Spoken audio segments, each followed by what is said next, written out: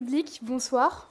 Nous sommes ravis de vous accueillir ce soir pour notre table ronde dédiée à l'écologie dans le cadre de la Semaine de l'Europe que nous organisons avec le think tank Europa Nova.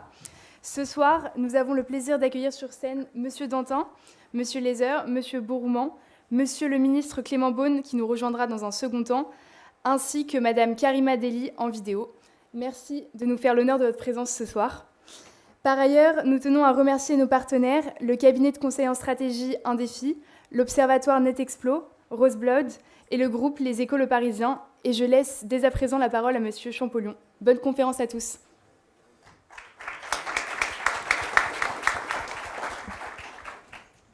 Bonsoir à tous, chers invités, chers partenaires, chers élèves, chers collègues.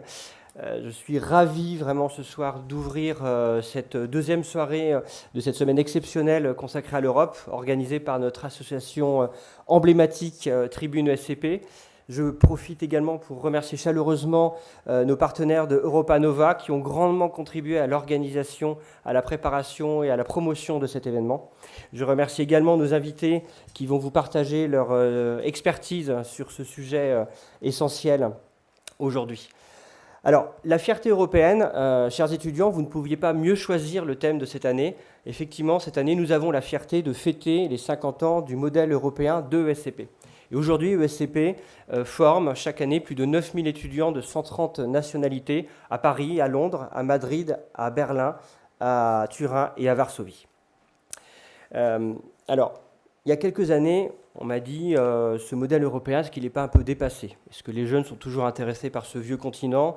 Vous savez, ils sont plus intéressés par aller travailler ailleurs, en Amérique, en Chine, là où se passe l'innovation et là où se passe le business. Et aujourd'hui, vendre l'Europe comme un rempart pour la paix à des générations qui n'ont pas connu la guerre, ce n'est pas un argument qui est très porteur. Non, l'Europe, c'est terminé. Malheureusement, il a fallu ces événements des dernières années, une pandémie, une guerre en Ukraine, pour découvrir que non, nous avons toujours besoin d'Europe. Et l'Europe a besoin de la fierté des Européens. Alors, comme disait Raymond Aron, la fierté, le sentiment d'appartenance à l'Europe, c'est un sentiment d'hommes et de femmes raisonnables. Ce ne sont pas des passions tristes, nationalistes. Et aujourd'hui, nous avons besoin de la raison. Nous avons besoin de la raison, de la science, du savoir, en particulier pour adresser ces défis climatiques que nous avons tous à adresser collectivement. C'est pour ça que ESCP, dès 1992, avait lancé un programme dédié au management et au développement durable. Et aujourd'hui, ce sont 100% de nos étudiants qui sont formés à ces enjeux. Et comme ces questions climatiques ne concernent pas que les jeunes, ce sont également plus de 95% de nos participants en formation continue qui sont sensibilisés à ces questions. Est-ce que c'est suffisant ? Bien sûr que non, nous le savons en lisant les rapports du GIEC successifs, il faut aller plus loin. Et il nous appartient à nous aujourd'hui, grande école, c'est notre mission de contribuer à préparer ces modèles de demain, à adapter les modèles économiques, les modèles d'affaires, les modèles de société à cette nouvelle donne. Et donc c'est notre mission et je remercie donc particulièrement ce soir les étudiants de Tribune et notre partenaire Europa Nova de nous aider à la remplir. Je vous souhaite une bonne conférence.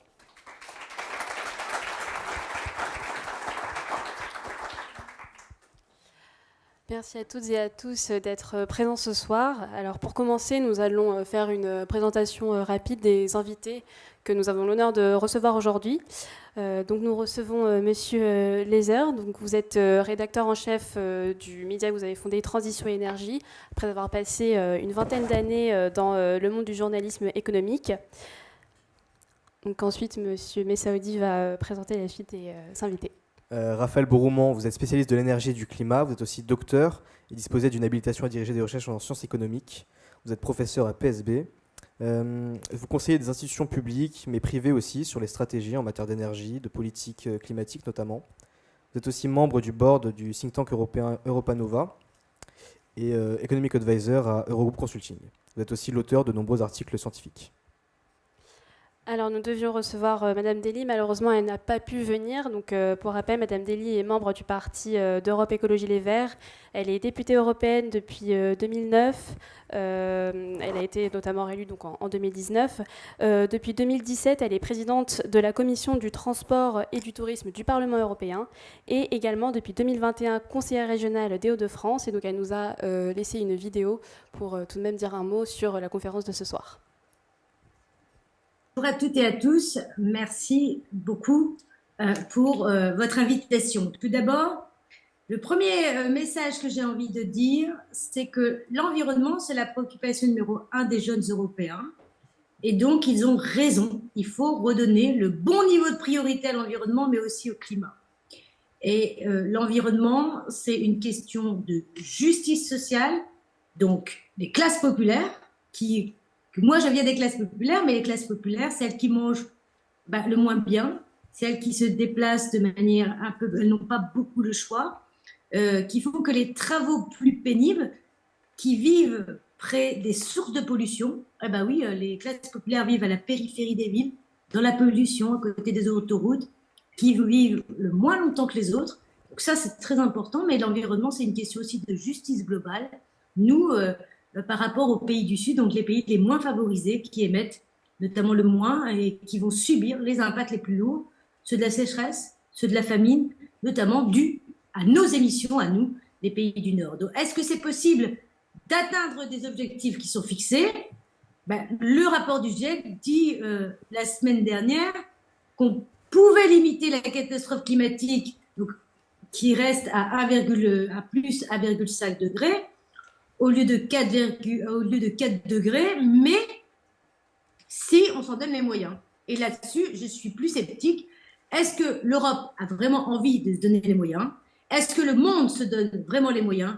Là, j'en suis pas sûre. Ça manque un peu de courage politique. Et le truc qui est quand même assez dingue, c'est que les citoyens ont envie, c'est qu'on a des entreprises qui ont compris et il y a des collectivités qui sont déjà en avance. Donc, il ne faut pas perdre espoir, mais l'Europe, elle doit un petit peu se réveiller.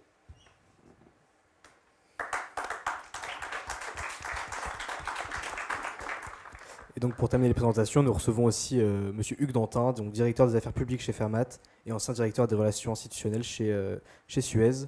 Et nous recevrons plus tard dans la soirée Monsieur Clément Beaune. Est-ce que pour commencer, vous avez peut-être une réaction aux propos de Madame Karima Delli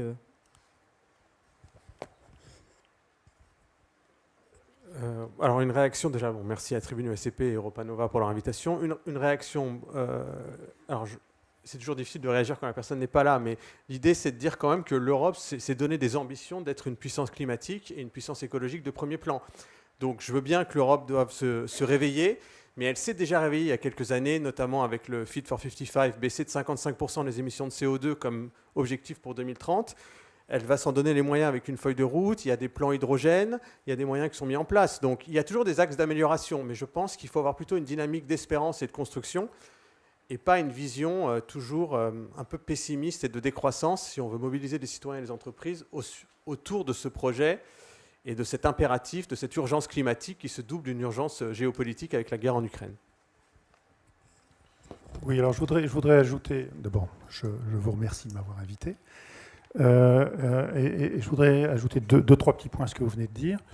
Le premier, alors celui-là est pas très encourageant, mais il faut quand même le dire, c'est que en matière de climat, en tout cas, notre destin n'est pas entre nos mains. Ça ne veut pas dire qu'il ne faut rien faire. Ça ne veut pas dire que l'Europe ne doit pas être un moteur ou un modèle, ce qu'elle cherche à être. Mais ça veut dire qu'en termes de quantité d'émissions de gaz à effet de serre, l'Europe en général et la France en particulier ont un poids qui est relativement limité. L'Europe, c'est moins de 10% des émissions de CO2. La France, c'est moins de 1% des émissions de CO2. Ça veut dire que même si demain on allait tous habiter dans des grottes et qu'on revenait à l'ère préhistorique, le destin climatique n'en serait pas vraiment changé. Donc c'est difficile à admettre, mais néanmoins, il faut le savoir. C'est-à-dire que le destin climatique, il dépend avant tout de l'évolution des pays en développement, de l'évolution des États-Unis, de l'évolution de la Chine, de l'évolution de l'Inde, etc. On y reviendra peut-être un peu plus tard. Après,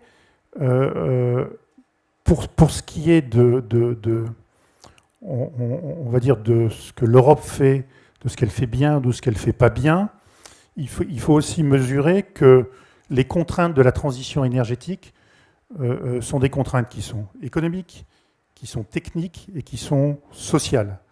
Et on a bien mesuré ça l'an dernier, où, en dépit des engagements quand même très on va dire, partagée dans toute l'Europe, quelle que soit d'ailleurs souvent l'orientation politique des pays, à quelques exceptions près.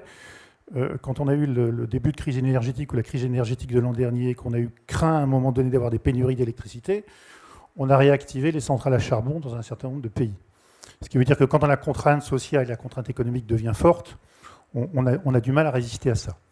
Après, je vais en venir à ce que vous disiez, l'Europe est quand même en pointe et un modèle, en ce sens que nos objectifs, finalement, ont fini par être adoptés ou copiés en partie par d'autres. Alors, ils seront peut-être plus performants que nous, ça c'est une autre histoire. Mais nos objectifs en matière par exemple, d'automobile, c'est-à-dire de fin des véhicules à moteur thermique, nos objectifs, par exemple, en termes de plan de développement de l'hydrogène, comme alternative aux carburants fossiles, nos objectifs, même maintenant en France, en matière de géothermie, par exemple, qui sont assez récents, sont nos objectifs en matière d'investissement vert, finalement, servent de modèle et d'entraînement, et d'effet d'entraînement. Ce qui est, on va dire, la vocation en partie de ce qu'on fait. Voilà, je suis déjà un peu trop bavard, donc je vais laisser la parole aux autres. En termes de réaction par rapport à ce qui vient d'être dit, je trouve que le moment qu'on vit là est quand même intéressant si on pense à ce sujet de l'Union européenne et de l'écologie. Moi, ce qui me frappe beaucoup, c'est de voir qu'on est peut-être à un tournant où on est en train de comprendre que, en fait, si on n'adosse pas des politiques environnementales à une politique industrielle, par exemple, et c'est tout à fait ce qui a la philosophie de ce qui a été présenté il y a 15 jours par la Commission européenne sur le Net Zero Industry Act, c'est une manière de décupler, en fait, d'avoir un effet d'entraînement beaucoup plus fort. Jusqu'ici, et je ne veux pas être caricatural, mais les politiques environnementales européennes reconstruisaient ce que détruisaient les politiques industrielles européennes. Le fait de coupler les deux, c'est évidemment très puissant. Et moi, étant issu d'une start-up, ça me parle beaucoup quand la présidente de la Commission européenne parle de scalabilité des solutions vertes et que l'enjeu aujourd'hui pour l'Union européenne, c'est de déployer et de passer à l'échelle sur tout un tas de technologies décarbonées. Et voilà, le fait que ces annonces aient eu lieu il y a 15 jours, pour remettre dans ce débat dans ce contexte-là, me semble assez intéressant. Merci beaucoup. Monsieur Bourremont, vous parliez de pessimisme, mais pessimiste, le GIEC, il l'est. On le sait, du coup, ce mois-ci a été publié le 6e rapport d'évaluation du GIEC. Juste pour rappel, le GIEC, il analyse simplement la littérature scientifique et il essaie d'en tirer un consensus. Et on a notamment plusieurs informations qui sont assez formelles. Donc on sait que la hausse des températures moyennes sur Terre entre 2011 et 2020 par rapport à la période 1850-1900 a atteint déjà les 1,09 degrés, dont 1,07 degrés qui sont causés par les activités humaines. Donc là, en termes de pessimisme, on est déjà à un certain niveau. On sait aussi qu'il y a une accélération de la montée du niveau des océans qui est accrue. Et on a aussi une augmentation nette des risques, donc, à savoir vagues de chaleur, précipitations, sécheresse, fonte de la cryosphère, changement du comportement de nombreuses espèces aussi, pour un même niveau de réchauffement par rapport au 5e rapport d'évaluation de 2014. Donc on a quand même passé un cap en termes de pessimisme, selon le GIEC. Donc avec tout ça, on comprend très bien qu'aujourd'hui, on est un peu dans une urgence. Ça, personne n'en disconviendra. Et donc le premier sujet que nous allons pouvoir aborder maintenant, c'est celui des COP. Donc la COP, c'est cette réunion annuelle des États qui sert à fixer des objectifs climatiques mondiaux. On sait tous, il y a eu l'accord historique de Paris en 2015, mais on sait que depuis, ce modèle, il a aussi pu décevoir. En témoigne notamment la COP 27, dernière en date, qui n'a même pas réussi à acter une accélération de la lutte contre le dérèglement climatique sans cet accord sur les énergies fossiles, et qui n'a finalement, en réalité, défini aucune nouvelle ambition. Donc la question sera assez simple et ouverte. Que pensez-vous de la pertinence de ce modèle qui, on le sait, tend à décevoir au vu de la lenteur des actions mises en place et aussi de la passivité de certains États dans ce contexte d'urgence décrit par le GIEC? Est-ce qu'on n'a pas mieux à proposer finalement? Alors, vous parliez de... Moi, je pense qu'il faut être conscient et agir. Être pessimiste ou optimiste n'a pas vraiment de sens. Donc, si on est conscient qu'on est déjà à 1,1 degré de réchauffement climatique, qu'il faut limiter à 1,5 et que chaque dixième de degré compte, et qu'à chaque fois, ça va multiplier les phénomènes extrêmes. Après, il ne faut pas casser l'ambiance en étant toujours dans l'éco-anxiété. Parce que certains médias alimentent en permanence. Du coup, les émissions sont toujours catastrophiques et personne ne regarde. L'idée, c'est maintenant d'agir. Alors, agir, c'est quoi une transition énergétique réussie? Une transition énergétique réussie, c'est une transition qui nous amène à la neutralité carbone, idéalement à la neutralité climatique. Je reviendrai sur la différence. Donc l'idée, c'est quoi? C'est de dire qu'il faut que cette transition soit réussie, qu'elle nous amène à une société neutre en carbone. Alors la Chine vise 2060, l'Europe 2050. Mais il ne faut pas que ça se fasse au détriment, 1, de la sécurité d'approvisionnement énergétique de l'Europe, 2, au détriment de la compétitivité de l'industrie européenne, et 3, au détriment du pouvoir d'achat des consommateurs et des citoyens. Sinon, on va opposer à chaque fois fin du monde et fin du mois, en disant il y a la question du pouvoir d'achat et il y a la question de la fin du monde, donc on va privilégier le court terme, comme on l'a fait en subventionnant les énergies fossiles pendant la crise là, des carburants et du pétrole. Il ne faut pas opposer les deux, parce qu'en fait, il y a des outils et des leviers qu'on verra qui peuvent concilier le court terme et le long terme, c'est-à-dire la fin du mois, le pouvoir d'achat, et le fait de lutter contre le réchauffement climatique. Et pour revenir sur ce que vous dites sur les COP ont un mérite, c'est que c'est un forum qui réunit 194 ou 195 pays, je n'ai pas envie de me tromper, tous les ans pour remettre le climat au cœur de l'activité internationale. Donc ça, c'est déjà en soi pas mal. Pourquoi est-ce qu'elles se suivent et qu'elles se ressemblent et qu'elles sont souvent décevantes? C'est parce que de la même manière qu'il y a une géopolitique de l'énergie qu'on a redécouvert en février dernier à l'occasion de la guerre en Ukraine, à l'invasion de l'Ukraine par la Russie, il y a aussi une géopolitique du climat.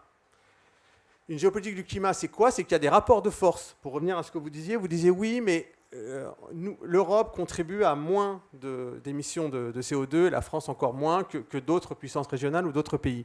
Mais les autres pays vous diront que la dette climatique, elle est plutôt du côté des pays industrialisés. C'est-à-dire que pendant 2 siècles, il y a eu la révolution industrielle, les pays de l'OCDE ont pollué, il y a 80% du budget carbone mondial qui a déjà été utilisé, si on veut limiter le réchauffement à plus 1,5 degré. Alors évidemment, moins vous êtes ambitieux, plus vous avez du budget carbone. Si vous dites finalement on va aller jusqu'à 3 degrés, ça c'est clair qu'il reste du budget carbone. Mais si on veut limiter à 1,5, ce qui est inévitable, 80% sont utilisés. Et donc les pays comme la Chine, l'Inde ou d'autres vont dire c'est vous qui avez consommé ce budget carbone, c'est à cause de vous qu'on en est là. Et vous nous dites maintenant à nous d'être en décroissance, de ne pas consommer. Et donc cette histoire de justice climatique, de transition juste et de rapport de force qui fait qu'il y a une dette climatique à l'égard de ces pays, faut que les négociations n'avancent pas. C'est-à-dire qu'il faut sortir de ce côté binaire qui oppose les pays, alors je vais dire dits du Sud, aux pays dits du Nord. Et après, ils vont dire également, si on pollue, c'est aussi parce que vous avez délocalisé les industries et les usines chez nous, et finalement, c'est pour des biens que vous consommez en Occident. Donc je pense qu'il faut sortir de ça, il faut sortir de cette opposition, et c'est la clé qui permettra aux COP de réussir, sans être dans une sorte de concurrence, en disant, nous, on consomme moins, où finalement on représente moins, et eux ils disent non, mais historiquement c'est plutôt vous, et c'est comme ça que dans les rapports de force de négociation, on arrive à des impasses. Je ne sais pas si j'étais clair là. Okay, merci. Je voudrais juste ajouter une chose sur le côté pessimisme ou le côté utilité ou pas des COP.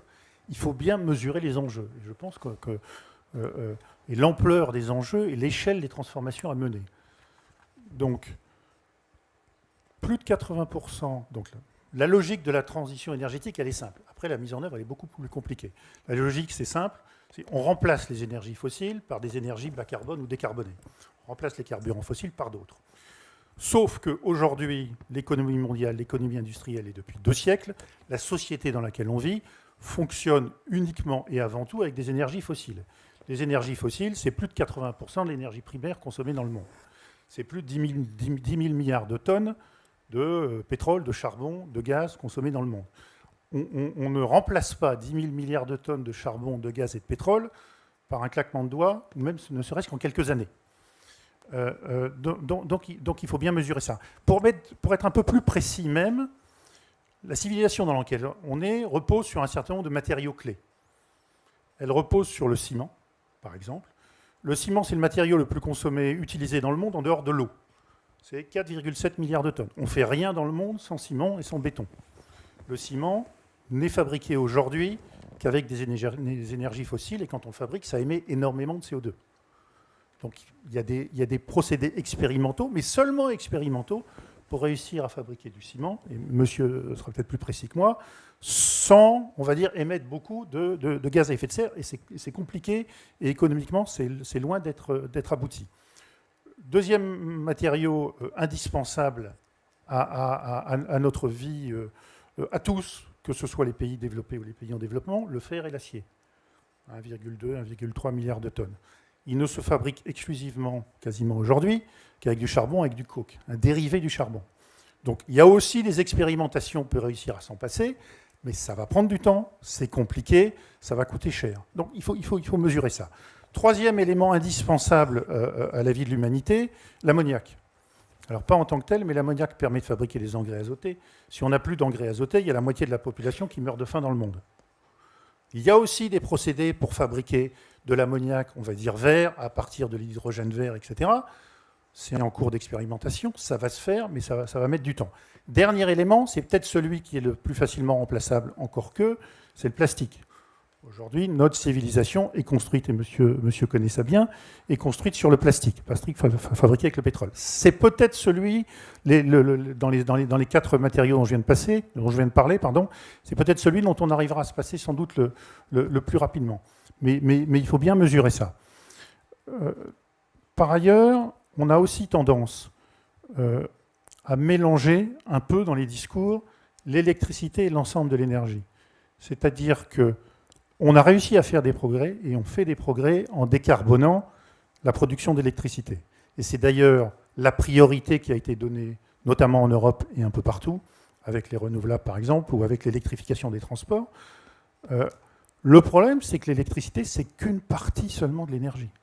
Et autant on peut décarboner avec l'hydroélectrique, avec l'éolien, avec le solaire, voire avec le nucléaire, la production d'électricité, autant dans les transports, autant dans la chaleur, dans le chauffage, autant dans l'industrie, on vient d'en parler, autant dans l'agriculture, remplacer les énergies fossiles. Ça va se faire, ça peut se faire, on est en train d'y travailler, mais ça ne se fera pas en un an, ça ne se fera pas en une décennie, et ça va mettre beaucoup de temps. Il faut juste mesurer ça. Donc on est d'accord, les COP n'apportent pas de réponse rapide, n'apportent pas de réponse immédiate, mais le temps des équipements énergétiques, le temps des technologies énergétiques, le temps de la transformation énergétique n'est pas le temps auquel on y est habitué, qui est ni celui de la politique, ni celui de l'information, ni celui du numérique. Quand vous avez des innovations en matière numérique, ça se diffuse en quelques semaines, quelques mois, voire quelques années. En matière de réseau et d'équipements énergétiques, on parle de siècle ou de demi-siècle. Donc il faut regarder les choses en face. C'est assez terrible de se dire qu'on est parti dans quelque chose qui va nous prendre au moins un demi-siècle, mais on n'y échappera pas, on n'a pas le choix. Et on sera d'autant plus efficace qu'on sera réaliste dans nos ambitions. Mais simplement, dans ce cas, comment est-ce qu'on pourrait concilier justement cette approche long terme qui est, donc, si je comprends bien, nécessaire, et on va dire la passivité de ces COP et de ces négociations internationales? Alors, la passivité, c'est que les COP, je ne suis pas un grand spécialiste des COP, mais les engagements des COP ne sont pas contraignants. Donc les engagements à l'échelle européenne, un certain nombre d'engagements sont contraignants pour les États. Mais les engagements des COP ne sont pas contraignants. Donc on parie sur la bonne volonté des États. Et les autres États sont confrontés aux mêmes difficultés, aux mêmes problèmes sociaux, politiques et économiques que nous. Donc pour en revenir à l'an dernier, crise énergétique, grande crainte sur les pénuries d'électricité, on rallume les centrales à charbon. On en a rallumé une en France, et en Allemagne, ils en ont réactivé un certain nombre. Ça veut dire que la crainte de la pénurie a été plus forte que les engagements climatiques, y compris dans un pays comme l'Allemagne qui se veut un modèle, et où les Verts font partie de la coalition gouvernementale. Donc ça veut dire que la Chine, qui est l'usine du monde, et qui est de loin le premier émetteur de gaz à effet de serre dans le monde, la préoccupation du gouvernement chinois et les engagements qu'il a pris sont de limiter les émissions de gaz à effet de serre, mais il a beaucoup d'autres contraintes. Donc il faut juste, on va dire, avoir des ambitions et des exigences fortes, mais bien mesurer les obstacles qu'il faut franchir. Il faut être réaliste. Sinon, on risque de tomber dans le désespoir, et ça n'a aucun sens. C'est une expression qui ne correspond pas tout à fait à ça, puis je vais arrêter de parler, mais il n'est pas nécessaire d'espérer pour entreprendre. Il faut entreprendre. Voilà. Alors, vous avez évoqué différents éléments très intéressants. Donc, on va justement rentrer dans le vif du sujet en parlant de l'Europe. Vous avez parlé des réglementations européennes, vous avez mentionné recyclage. Donc, je me tourne vers vous. Comment sentez-vous, d'une part, les réglementations européennes dans votre activité de recyclage de matériaux composites? Et est-ce que vous sentez, vous, peut-être au quotidien, au travers de votre activité, que cette transition est active? Peut-être que vous la ressentez puisque vous travaillez plus dans une activité plus proche, justement, de cette transition. Merci pour cette question. Non, mais sur les sujets de recyclage, justement, moi j'allais y venir spontanément parce que c'est vrai que quand on fait ce constat que la production de ciment, la production de fer et d'acier, c'est très énergivore, une des réponses qu'on peut y apporter passe par le recyclage et par l'économie circulaire. Et là encore, pour rebondir sur des éléments d'actualité, mais je trouve que la logique qui est suivie en ce moment, d'être à la fois dans une logique de relocalisation de chaînes de valeur sur un certain nombre de secteurs industriels et à l'appui, et je pense notamment à toute la stratégie qui est en train d'être faite sur les matières premières stratégiques qui a été présentée par Thierry Breton également il y a 15 jours. Voilà, il y a une forte composante dedans sur le recyclage, avec une logique qu'on pourrait souhaiter peut-être plus contraignante de taux minimum d'incorporation de matières recyclées.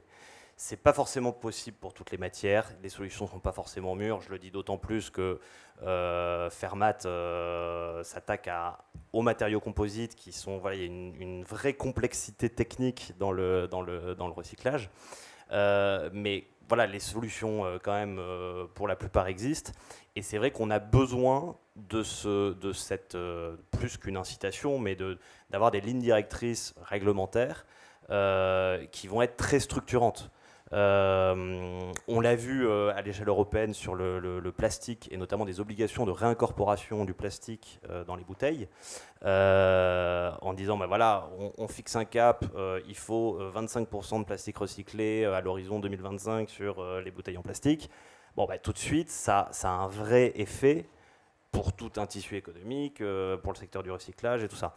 Voilà. Après, il faut aussi se débarrasser de certains préjugés en se disant bon, mais le recyclage, en fait, c'est pas si bien que ça parce qu'il faut réduire à la source. Mais enfin, dans ce cas-là, on n'en sort plus. C'est des débats idéologiques qui sont intéressants. Mais à un moment, si on veut s'attaquer au problème, il faut aussi accepter de se dire bon, on a des déchets dont on peut faire des ressources, donc faisons-le. C'est un peu la logique. Et c'est, voilà, moi, je trouve ça très intéressant de voir que cette logique qui a été choisie sur le plastique et maintenant sur les matières premières stratégiques, sur les aimants, sur le lithium, voilà, moi, typiquement sur les matériaux composites, nous, l'activité qu'on a chez Fermat, si on avait une incitation de cet ordre-là, ce serait effectivement un vrai coup de boost pour notre activité. Et au-delà de notre activité, parce que c'est pas tant le sujet, mais pour ce qu'on essaie de construire, c'est-à-dire une réutilisation beaucoup plus large de ces matériaux. Donc pour vous, en fait, ce qui manque, ce serait des indications encore plus contraignantes que celles qui sont en vigueur actuellement. Mais je ne dis pas qu'il faut à tout prix de la contrainte. Après, il faut faire attention. On ne peut pas tout réguler non plus. Il faut laisser aussi le marché faire son œuvre. Mais il y a en tout cas des signaux, des signaux à envoyer.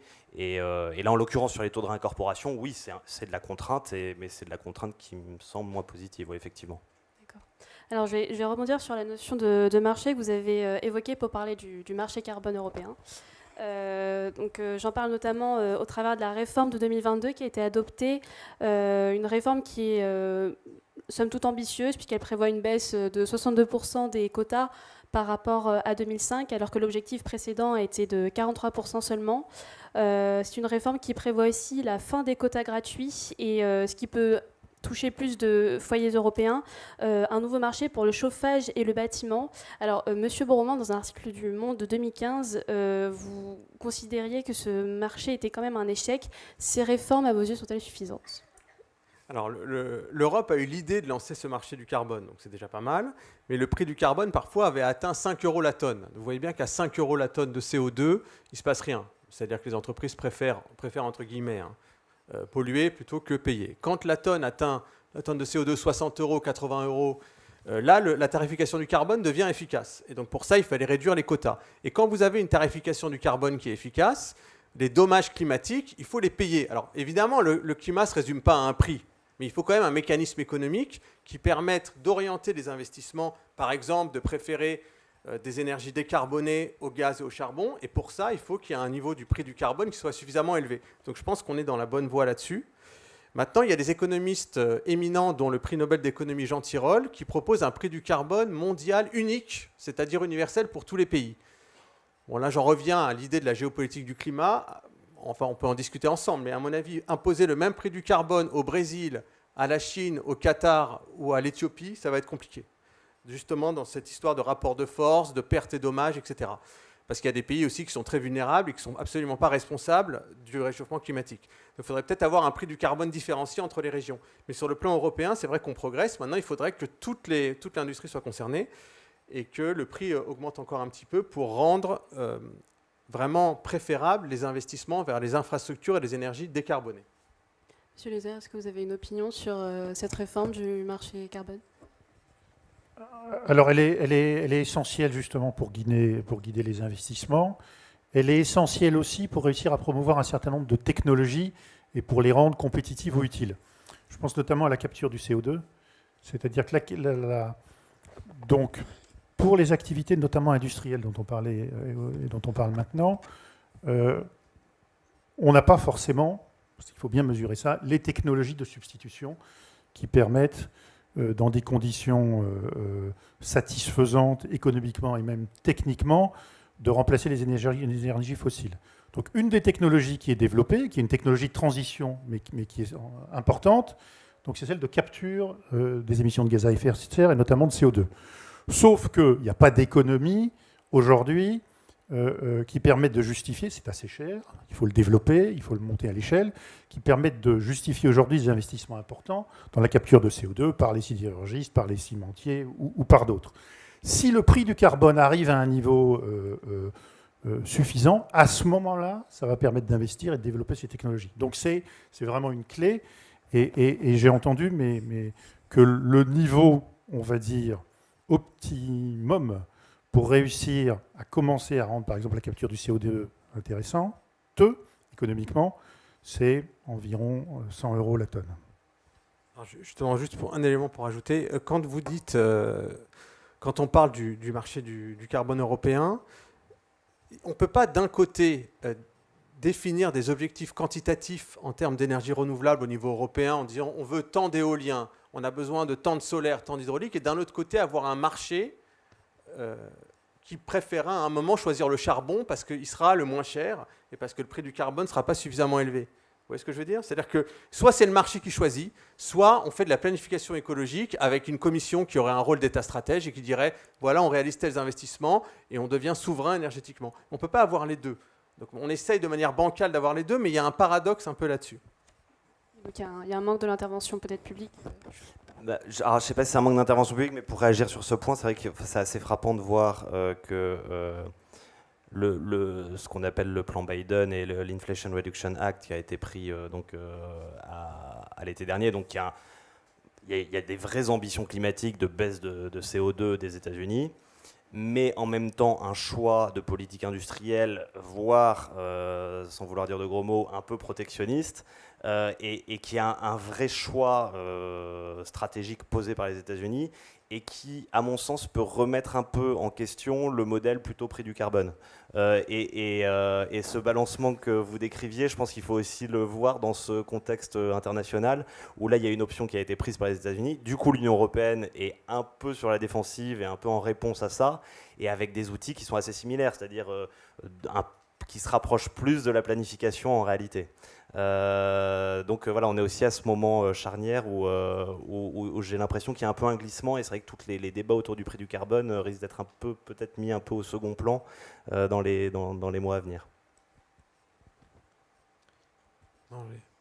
Oui, puis autre point, j'ai un peu l'impression que depuis la guerre en Ukraine le 24 février dernier, il y a eu un léger déplacement du débat. C'est-à-dire qu'au début, on disait qu'il fallait décarboner l'économie européenne, donc réduire la dépendance de l'économie européenne aux hydrocarbures, et on a légèrement basculé vers il faut réduire la dépendance de l'économie européenne aux hydrocarbures russes.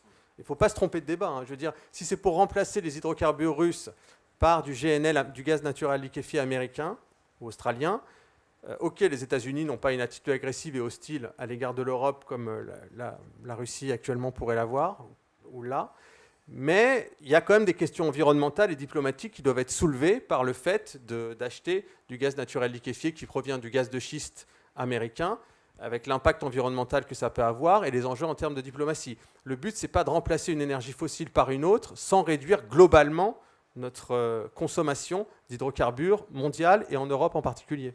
Je voudrais juste ajouter une chose qui est que le glissement est même plus important que celui que vous décrivez. C'est-à-dire qu'on a redécouvert l'importance de la sécurité de l'approvisionnement énergétique, qu'on avait oublié. Et la sécurité de l'approvisionnement énergétique est devenue une priorité. Alors, les choses sont un peu en train, mais pendant quelques mois l'an dernier, la question de la sécurité de l'approvisionnement énergétique était la seule qui était traitée. En tout cas par les États et dans une certaine mesure au niveau européen. Alors les choses sont, on va dire, ont repris un cours un peu plus normal depuis quelques temps, mais la transition se fait maintenant dans un cadre de sécurité d'approvisionnement énergétique et je pense qu'on ne peut pas y échapper et qu'on ne peut pas l'effacer. Qu'à court terme, effectivement, il y ait des ajustements qui amènent à être obligé de consommer du GNL. On peut le comprendre, mais le problème de l'Europe, c'est de manquer d'une politique énergétique commune et d'une stratégie collective. C'est-à-dire avoir des ambitions climatiques, c'est bien, mais il faut pour ça avoir une politique énergétique coordonnée, à défaut d'être commune. Attends, je vais peut-être... coordonnée, et donc pour ça, il ne faut pas que chaque pays ait sa propre stratégie énergétique. Bon, je vais revenir là-dessus après. On va peut-être laisser le ministre s'installer. On accueille donc Monsieur Bonne aussi. Vous pouvez venir directement.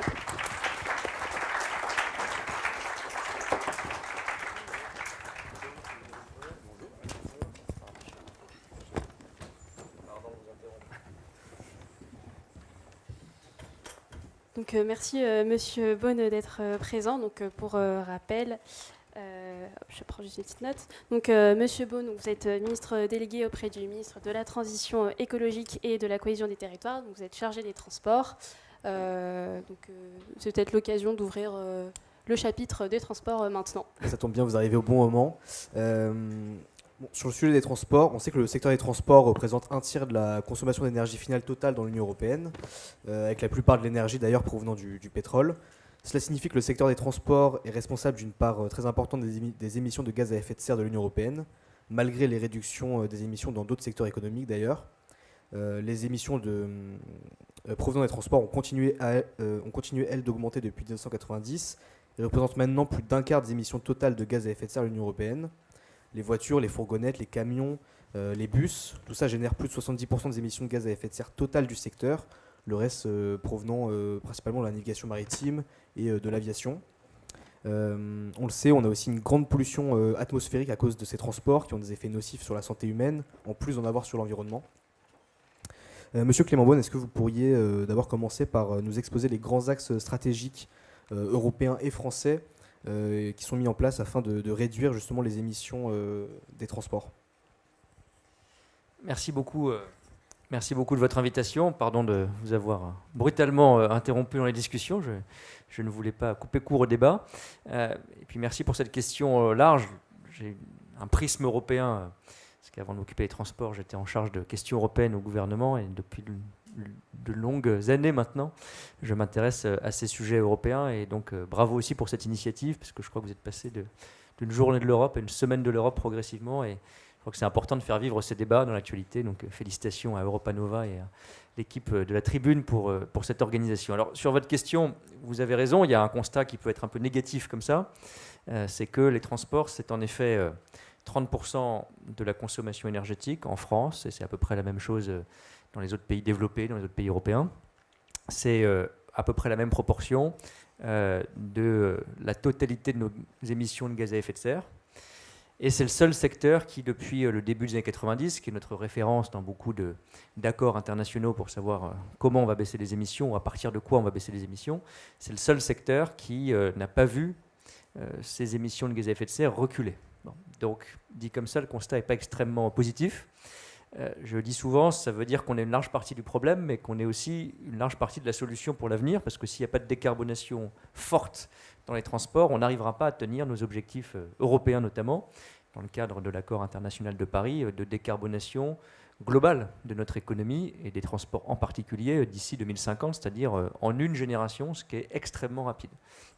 Sans être trop technique, quelques axes qui sont en fait à peu près les mêmes dans la plupart des pays européens. D'abord parce qu'on s'est donné les mêmes règles européennes, l'objectif commun neutralité carbone 2050, et puis secteur par secteur, pour faire vite, on a à peu près les mêmes outils aujourd'hui pour décarboner nos industries, nos économies, nos transports. C'est en gros basculer des modes de transport les plus polluants vers des modes de transport non polluants ou peu polluants, ce qu'on appelle pas très joliment le report modal. Donc c'est typiquement essayer de développer les transports publics pour qu'il y ait moins de recours à la voiture individuelle, pour faire court. Ça suppose des investissements. C'est assez ingrat, si on est tout à fait honnête, parce que c'est de la baisse des émissions à horizon 10-15 ans au moins. 5 ans, j'allais dire, mais c'est vraiment extrêmement optimiste. Le report modal, quand on regarde tous les scénarios de planification écologique, c'est lent, et ça ne fera de toute façon pas tout l'effort de décarbonation. Et donc, il faut aussi qu'à côté du passage de la voiture, notamment de la voiture individuelle polluante, au transport public type ferroviaire ou au vélo quand c'est possible par exemple, on accompagne cela, on complète cela. Et à court terme, c'est d'ailleurs là-dessus qu'on a le plus de leviers d'action, vers la décarbonation des modes de transport les plus polluants eux-mêmes. Typiquement la voiture. La voiture, c'est 85% des déplacements en France. C'est l'immense majorité de nos émissions de gaz à effet de serre dans le secteur des transports, qui lui-même est le premier secteur émetteur, comme je le disais. Donc si vous ne décarbonez pas la voiture, concrètement, ça veut dire passer du thermique à l'électrique, ça veut dire covoiturer, ça veut dire utiliser moins la voiture aussi, pour d'autres usages, comme je le disais, mais aussi moins en soi, vous n'avez pas la solution complète à la décarbonation des transports. Donc typiquement, la voiture est évidemment au cœur, à la fois par le report modal et par la décarbonation elle-même qu'elle peut représenter, de cette politique de verdissement de nos transports. Et donc il n'y a pas de contradiction d'ailleurs entre essayer de passer aux véhicules électriques et essayer d'encourager l'utilisation des transports publics ou le développement du ferroviaire. On va avoir un plan d'investissement dans le ferroviaire très important que la Première ministre a annoncé, de 100 milliards d'euros entre maintenant et 2040, pour rendre plus fiables et plus attractifs et plus nombreux nos transports publics. Mais il faudra aussi que la voiture elle-même, qui demeurera centrale, se décarbone en elle-même. Donc moi je résume souvent ça d'une formule, l'ennemi entre guillemets ou la cible, c'est pas la voiture en elle-même, c'est la voiture polluante et ou individuelle. Quand vous covoiturez, pardon de dire quelque chose de banal, mais si vous êtes 2 dans une voiture au lieu d'1, par tête, vous avez 2 fois moins d'émissions de gaz à effet de serre. Et ça peut se faire vite. Donc il faut qu'on mobilise tous ces leviers-là. Et en gros, ça se résume par ce report modal et la décarbonation des autres modes de transport, y compris l'aérien. Mais évidemment, ça représente une part moins importante de nos émissions. Justement, au niveau des leviers, vous nous avez parlé du coup de l'investissement. Est-ce que c'est le seul levier? Quels sont les autres leviers qui sont mis en place et qui peuvent être privilégiés justement pour aborder cette transition-là? On a, je le vois dans mon ministère, ça fait que 9 mois que je suis ministre des Transports, mais on a un prisme, parfois un biais, c'est qu'on est très obsédé dans le secteur des transports, et je crois que c'est pareil dans tous les pays européens, par l'infrastructure, qui est évidemment très importante. Donc, une des réponses, c'est en effet d'investir dans de nouvelles infrastructures et des infrastructures plus vertes. Quand vous ouvrez des nouvelles lignes de chemin de fer, quand vous développez les transports publics dans les métropoles, on a un projet d'avoir des RER métropolitains, donc un peu l'équivalent de ce qu'on est en train de faire dans le Grand Paris ces prochaines années pour d'autres métropoles françaises. Ça, c'est évidemment très important, mais ça met beaucoup de temps. Donc même si vous investissez demain dans 10 projets de RER métropolitains à Marseille, à Lyon, à Toulouse, à Lille, à Strasbourg, on vient de commencer, ça ne va pas produire un changement de comportement immédiat et donc une baisse des émissions immédiate. Donc moi je crois beaucoup en complément, je n'oppose pas l'un à l'autre, en complément de l'investissement, que les changements d'usage, pas seulement d'infrastructure, mais d'usage, sont très importants. Et c'est toujours regarder un peu de haut dans la politique des transports dans nos pays européens habitués aux grands projets, aux grandes infrastructures. Mais j'y insiste, quand vous passez de la voiture au vélo, pas forcément besoin d'une infrastructure massive tout de suite. Quand vous passez de la voiture individuelle à la voiture partagée, c'est pas facile. Il faut des incitations, y compris financières. Il faut parfois un petit bout d'infrastructure. Il y a beaucoup de collectivités à Rouen, à Reims, dans la région de Lyon, qui développent par exemple des lignes de covoiturage. Vous avez comme un arrêt de bus, mais ce sont des covoitureurs privés qui passent avec des points et une appli qui vous dit où aller. Bref, il y a beaucoup d'innovations en complément de l'investissement qu'il faut faire dans le secteur des transports parce que infrastructure et changement d'usage, nouvelles infrastructures et changements d'usage seront complémentaires et tous les deux absolument nécessaires comme levier pour décarboner les transports. Encore une fois, hein, on sait à peu près comment on décarbone l'industrie, on sait à peu près comment on décarbone l'agriculture, on sait à peu près comment on décarbone le logement. Tout ça n'est pas facile, mais c'est des secteurs qui ont déjà commencé à réduire leurs émissions. Décarboner les transports, c'est extrêmement nouveau. Et en plus, on veut le faire sans réduire la mobilité en elle-même. On ne veut pas que les gens arrêtent de se déplacer, parce que se déplacer, c'est la vie. C'est aller au boulot, c'est aller à l'école, c'est aller retrouver sa famille, c'est partir en vacances. On n'a pas envie que ça s'arrête. On n'a pas envie d'enfermer les gens chez eux. Mais on a envie que cette mobilité, elle soit plus verte, et c'est possible, mais c'est investissement et changement d'usage en même temps. Est-ce que vous pensez que le budget finalement qui est alloué à cette décarbonation des transports est suffisant aujourd'hui ? Alors non, c'est pour ça que je demande plus de budget. Ça ne sera pas le seul levier, hein. Il faut de l'argent notamment pour l'investissement, mais comme je disais, par exemple le covoiturage, ça peut se faire avec des budgets assez petits, c'est des changements d'habitude et c'est quelques aménagements. Mais oui, il faut des budgets d'investissement néanmoins, d'investissement d'abord pour innover. Si vous voulez développer un avion bas carbone ou zéro carbone, ce n'est pas du tout de la science-fiction, c'est possible, mais ça mettra 15 à 20 ans. Il faut investir. On a un plan d'à peu près 5 milliards d'euros pour investir dans l'avion bas carbone par la recherche. Investir dans le véhicule électrique abordable, produit en France et en Europe, ce qui n'est pas du tout le cas aujourd'hui. C'est ni abordable, ni produit en France et en Europe, en majorité. Il faut soutenir au démarrage nos industriels pour investir en France. Fabriquer par exemple des batteries électriques en France, on va commencer seulement à le faire maintenant, comme beaucoup de pays européens, mais on rattrape un retard sur nos concurrents chinois par exemple. Tout ça coûte de l'argent. On met pas mal d'argent sur la table, je ne vais pas tout lister, mais France 2030, qui est un grand plan d'investissement par exemple, il y a un peu plus de 5 milliards d'euros pour les transports. J'ai mentionné l'avion bas carbone, il y a aussi du soutien aux véhicules électriques. Et puis le budget des transports, pour vous donner une idée, c'est à peu près 12 milliards d'euros cette année dépensés par l'État sous différentes formes.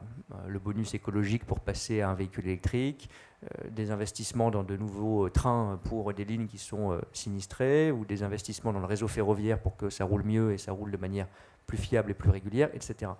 Donc c'est à peu près 12 milliards d'euros. Vous voyez qu'à l'échelle du budget de l'État, qui est de 500 milliards d'euros, c'est une petite partie, mais on va augmenter. Et je prends un seul exemple parce qu'il me tient beaucoup à cœur, le réseau ferroviaire. Si vous voulez avoir des trains qui sont à peu près à l'heure, et notamment sur les lignes qui ne sont pas à grande vitesse, qui aujourd'hui sont très en retard parce qu'on a sous-investi ces dernières années, il faut investir dans le réseau. On va augmenter de 50% l'investissement dans le réseau d'ici 2027. C'est 1,5 milliard d'euros supplémentaires par an. C'est pas très sexy, je dis toujours ça, être ministre des Transports qui investit dans le réseau. Je n'ai pas choisi le meilleur combat, parce qu'inaugurer un nouveau rail ou une nouvelle caténaire, là, le truc qui est au-dessus, ça fait rarement rêver. Mais néanmoins, si on ne le fait pas, c'est d'ailleurs pour ça qu'on ne l'a pas fait les années précédentes, ou les décennies précédentes, on a des lignes où vous avez, et moi je suis très frappé par le nombre de lignes, ce sont plusieurs dizaines de lignes en France, de grandes lignes, hein, Paris-Clermont, Paris-Le Havre, Paris-Maubeuge, où vous avez un temps de trajet plus élevé aujourd'hui qu'il y a 20 ans. Peut-être certains d'entre vous viennent de certaines de ces lignes. Si vous allez entre Paris et la ville en question en train, bon courage si vous faites Paris-Limoges par exemple, c'est plus long qu'il y a 20 ans. Et c'est même parfois plus long que dans les années 70. Et ça, politiquement et socialement, c'est incompréhensible. Les gens se disent, c'est super, on a ouvert des lignes à grande vitesse, mais nous, on met plus de temps pour aller à l'autre bout de la France qu'avant. Et ça rend évidemment le train pas très attractif. Donc qu'est-ce que vous faites ? Vous prenez l'avion ou vous prenez la voiture. Donc c'est aussi pour ça qu'il faut investir sur le réseau, parce que souvent la cause, ce sont des rails trop vieux ou des caténaires trop vieilles. Alors, donc oui, en effet, pour prendre la ligne Paris-Limoges, souvent, c'est un défi. Vous avez mentionné la production de batteries électriques donc qui commence à voir le jour, notamment en France. Je voudrais rebondir sur la réglementation européenne qui prévoit de faire en sorte que les véhicules neufs qui sont vendus dans l'Union européenne d'ici 2035 devront être totalement, ne devront plus émettre de CO2. Est-ce que l'Europe et même la France, est-ce que ces deux entités-là ont les moyens de cette ambition aujourd'hui ? Alors c'est un beau débat parce qu'en plus c'est un débat d'actualité. On s'est un petit peu disputé avec nos amis allemands sur ce sujet. D'abord, je pense que c'est une très bonne nouvelle pour répondre à votre question. Oui, on peut et oui, on doit. On a acté ce texte européen. Il a été voté définitivement avant-hier. Et donc c'est majeur, hein, franchement, quand on parle d'écologie, ça passe par l'Europe. parce que c'est la bonne échelle. Je ne dis pas ça parce que je suis un Européen convaincu. Enfin, je suis un Européen convaincu parce que je crois que c'est justement par là que ça passe. Si vous avez un marché de 450 millions de consommateurs, d'acheteurs potentiels de voitures, de plusieurs centaines de millions d'automobilistes, effectivement, qui va passer entièrement aux véhicules électriques, alors ça sera pour les voitures neuves, à partir de 2035, c'est une ambition qu'aucune grande plaque continentale, aucun grand ensemble au monde n'a fixée. Donc c'est essentiel. La force de l'Europe, c'est d'arriver à fixer des règles communes. Et sur l'écologie, on n'en parle pas beaucoup, mais cette mesure-là, je crois que quand on se retrouvera pour la semaine de l'Europe en 2035, moi ou quelqu'un d'autre, et vous, j'espère, ou d'autres, on sera fiers, je crois, d'avoir fait ça. Et on se dira qu'on a eu un débat difficile en 2022-2023, mais qu'on a pris, j'en suis sûr, une bonne décision. Alors oui, il y a des incertitudes. Personne ne peut dire c'est sans problème et c'est facile. Mais quelles sont les alternatives ? Soit aujourd'hui, on laisse de l'incertitude. C'était le débat qu'on avait avec l'Allemagne, pour être honnête. Et donc on dit à nos constructeurs automobiles, à notre industrie, à nos consommateurs, bah, écoutez, il faut des voitures plus propres, ça tout le monde en convient. Il faut fixer un horizon, tout le monde en convient à peu près, mais on ne choisit pas. Et donc on verra bien. On n'a qu'à investir dans plusieurs technologies à la fois, et puis en 2035, que le meilleur gagne. Il y a des constructeurs qui miseront sur certaines, certains autres constructeurs qui miseront sur d'autres technologies, puis on verra bien. C'est un vrai débat. Hein. Moi, je ne suis pas scientifique ni spécialiste, mais on voit bien aujourd'hui que sur la décarbonation des voitures individuelles, il faut assumer largement le signal en faveur de l'électrique, parce que les autres l'ont fait, et on est en retard. Les Chinois l'ont fait. Aujourd'hui, les seuls véhicules électriques abordables, peut-être certains en ont dans leur famille ou se sont renseignés, si vous voulez avoir un véhicule électrique qui n'est pas un produit de luxe, c'est forcément un véhicule chinois. Et une large partie du bonus écologique que le contribuable français donne aux automobilistes français pour acheter un véhicule électrique un peu moins cher que sur le prix catalogue va à des véhicules chinois. La majorité du bonus écologique qu'on finance tous va à des véhicules chinois. Et donc on a un problème clair de construction de véhicules abordables, je le disais, électriques en France et en Europe. Si on ne donne pas un signal clair à nos constructeurs, c'est sûr qu'on n'a aucune chance d'avoir une industrie automobile en 2035 qui soit verte, propre et électrique. Et d'ailleurs, nos constructeurs le disent, que ce soit les constructeurs français, Stellantis et Renault principalement, ou les constructeurs italiens, ou les constructeurs espagnols, ou les constructeurs allemands, parce qu'en gros, en Europe, il y a 4 pays qui produisent des véhicules, essentiellement. Donc, il faut qu'on se mette en ordre de bataille et qu'on ait cet horizon, ce signal extrêmement clair. Et si on l'a, et on l'a maintenant depuis 2 jours, je pense qu'on y arrivera. Alors il y a une petite note de bas de page que nos amis allemands ont fait ajouter, mais qui honnêtement est plus symbolique qu'autre chose. Ils ont dit, mais s'il y a des e-carburants, on peut garder le moteur thermique. Bon. Encore une fois, je ne suis pas le meilleur technicien, mais les e-carburants, les carburants propres, d'abord ça coûte très cher à produire, avec un impact environnemental pas très bon aujourd'hui, certains disent même très mauvais. Peut-être que ça s'améliorera. Et surtout, ça renvoie à notre stratégie globale de décarbonation. Si vous voulez décarboner progressivement tous les modes de transport, hein, l'autre bon client, c'est l'aérien, qui est polluant aujourd'hui, même si en pourcentage, c'est tout petit par rapport à la voiture, bah, il faut qu'on lui fournisse aussi des solutions propres à l'avion. Sauf à arrêter tous les avions. Mais je ne crois pas qu'on fera ça. Et pour décarboner les avions, on sait aujourd'hui que le principal levier, les technologies évolueront, mais le principal levier prévisible pour les 10, 20, 30 années qui viennent, ce sont ces carburants-là. Et donc, on ne peut pas les affecter à tout. Il faut qu'on fasse des choix, c'est ça la planification écologique. Et donc, qu'on dise pour l'aviation ou pour le transport maritime, qui est aussi l'objet d'un accord européen cette semaine, on va décarboner, principalement avec ces carburants propres ou plus propres. Et la voiture, il faut y aller. Il faut que justement on rattrape notre retard sur les Chinois, et même peut-être sur les Américains qui accélèrent, sur le véhicule électrique. Parce que ce que je ne voudrais pas, c'est que dans la semaine de l'Europe 2035, on se dise, bah, parce qu'on n'a pas choisi, 100% de notre parc automobile électrique est fourni par nos amis américains et chinois. Je ne crois pas que là, on aurait fait quelque chose d'utile pour la souveraineté française et européenne. Et encore une fois, nos constructeurs sont prêts à y aller, si on les aide un peu, et surtout si on leur donne, c'est l'avantage des normes, un signal très clair, commun, européen pour 2035. On l'a enfin. Je pense que c'est vraiment une des mesures écologiques les plus puissantes qu'on ait prises ces dernières années. D'autres réactions peut-être sur cette question des transports, justement ? Très rapidement, Non, moi, je souscris complètement, peut-être pour me présenter et savoir d'où je parle. Moi, je travaille chez Fermat, qui est une deep tech qui fait du recyclage de matériaux composites. Et du coup, je réagis par rapport au fait de décarboner le moyen de transport lui-même. Et un des leviers qui est peut-être le plus évident et le plus de bon sens passe par le poids, en fait. Dès qu'on raisonne transport, on raisonne poids. Et il se trouve que cette start-up dans laquelle je travaille a été créée par Benjamin Saada, dont la précédente entreprise, il a inventé le siège d'avion le plus léger du monde en fibre de carbone. Et en fait, la vocation du coup de cette start-up, c'est de démocratiser, si je puis dire, l'usage le plus extensif possible de ce matériau, qui a des propriétés exceptionnelles et qui est connu parce que ça a permis la conquête spatiale et l'aéronautique ou la Formule 1, mais on se dit qu'on pourrait aussi le mettre au bénéfice d'une croissance décarbonée et de la décarbonation des usages. Et donc ce qu'on fait, c'est que pour vraiment démocratiser ce matériau, on travaille sur un procédé de recyclage parce qu'en fait, à l'état vierge, c'est un matériau qui est très cher et qui n'est pas durable. Donc voilà, dans ce levier, je pense que le facteur poids est évidemment central. Et en plus, quand on parle matériaux, on parle de choses assez concrètes, qui sont tangibles, qui sont visibles. Je trouve que dans tous ces débats sur l'environnement, au-delà de l'aspect punitif, pessimiste ou optimiste, c'est parfois aussi des débats qui manquent d'objets tangibles, visibles et compréhensibles et appropriables. C'est vrai que les émissions de CO2, malheureusement, on les subit, mais c'est peut-être moins tangible. Donc voilà, j'ai ce plaidoyer pour revenir un peu au cœur ça oblige à revenir au cœur des process industriels et de se réinterroger sur comment on fabrique concrètement tous ces objets de la vie quotidienne et notamment les modes de transport. Voilà la réaction que je pouvais avoir. Oui, juste deux remarques.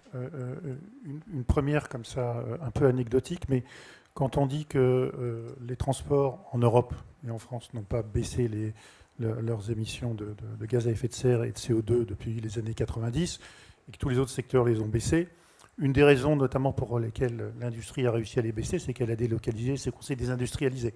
Donc il faut bien prendre ça en compte quand on fait des comparaisons, c'est-à-dire que les usines qui ont été implantées en Chine, elles émettent des gaz à effet de serre en Chine et plus chez nous.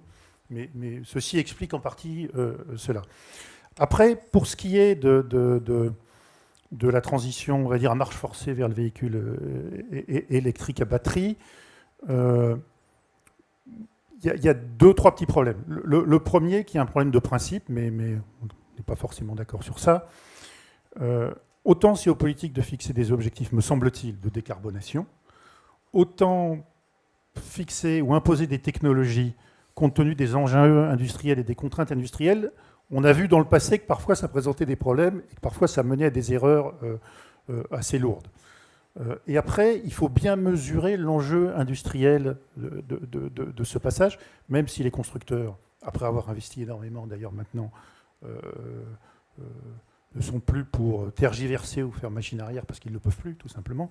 Mais il faut bien mesurer que d'ores et déjà, on est sous le contrôle en partie de l'industrie chinoise, notamment en matière de batterie, à la fois pour la fabrication des cellules et également pour un enjeu aussi stratégique et crucial qui est la production de matières premières et surtout le traitement et le raffinement des matières premières en question, indispensables à la fabrication de ces batteries. Et on a un autre problème aussi, qui est l'IRA, vous en parliez, donc la nouvelle concurrence américaine, qui finalement se traduit aujourd'hui par des localisations avant même qu'elles existent, c'est-à-dire des annonces de fabrication de gigafactory, puisque c'est le nom, de batteries qui devaient se faire en Europe et qui finalement se font aux États-Unis. Donc, j'espère qu'à l'échelle de l'Union européenne, on mesure bien les enjeux pour notre industrie automobile et qu'on mesure bien que c'était une des rares industries où en Europe on restait compétitif, où on était même sur le plan technologique parfois encore en avance, que le passage à la voiture électrique fait qu'on perd cette avance aujourd'hui. C'est un certain nombre d'arguments développés par un certain nombre de constructeurs qu'il faut qu'on rattrape ce retard. Et puis après, mesurer les conséquences sociales et économiques de ça. C'est-à-dire que ce n'est pas à vous que je vais dire, vous le savez mieux que moi, le poids de l'industrie automobile et de tout ce qu'il y a autour de la voiture thermique dans le paysage économique. Donc c'est mon côté pessimiste. Non, juste un point. C'est un des débats qu'on a justement sur d'autres stratégies de décarbonation, d'autres secteurs, le maritime que j'ai évoqué, l'aérien, etc. Je crois que c'est effectivement jamais bon que les pouvoirs publics se mêlent d'un choix technologique. Ils doivent fixer un objectif. Là, on est dans une situation un peu différente. C'est que, peut-être que parce qu'on n'a pas vraiment pris la dimension de la concurrence internationale, notamment chinoise, ces dernières années, qu'on en est là. Bon, mais au point où on en est, si on ne donne pas un signal extrêmement clair sur l'électrique à nos constructeurs et à notre industrie, je crois que là, on ne saura plus faire. Et il faut être honnête, il y a toujours une part d'incertitude. Si on était 5 ou 10 ans en arrière, on pourrait dire on met du véhicule zéro carbone, zéro émission de carbone, et puis advienne que pourra. Mais pour des effets de taille et pour des effets de concurrence maintenant très avancés, je crois qu'on ne peut plus se permettre et qu'il faut qu'on ait un signal extrêmement clair. La batterie électrique, c'est intéressant. On produit aujourd'hui quasiment, il y a un an encore, zéro batterie électrique en France dans nos véhicules. Tout ce qui est même vendu par un constructeur européen n'est pas produit en France et n'est quasiment pas produit en Europe. En 2027, c'est aujourd'hui réaliste parce que la France et l'Allemagne notamment, avec un cadre européen d'ailleurs d'aide d'État, pour être clair, ouvrent des usines de fabrication de batteries. Alors ce n'est pas tout le cycle de production, mais c'est quand même une bonne partie déjà. On sera sans doute, même de manière très crédible, autonome en production de batteries électriques, en France en tout cas, pour notre marché, d'ici 2027. Donc je ne dis pas que c'est facile, mais je pense qu'on est encore au moment où on peut, par un investissement et un soutien public important, rattraper ce retard dans le véhicule électrique abordable de masse pour les années qui viennent. Je ne suis pas devin, mais je pense que si on le fait dans 3, 4, 5 ans, c'est trop tard. Et qu'aujourd'hui, on peut plus se permettre d'avoir des signaux assez brouillés. Ce qui m'a vraiment frappé, c'est que quand l'Allemagne a commencé à dire on hésite un peu sur le 2035, beaucoup de constructeurs allemands eux-mêmes représentés en France et actifs sur le marché français, je ne citerai pas de nom, sont venus me voir d'autres ministres du gouvernement français en disant attention, on était réticents, mais enfin maintenant on s'est engagé. Donc, y compris pour nous, sur le plan social, industriel, technologique, si vous changez de pied, on ne sait plus faire. Alors juste, on m'apprend que M. Beaune, vous allez bientôt devoir nous quitter. On peut peut-être prendre une question du public pour M. Beaune avant qu'il nous quitte.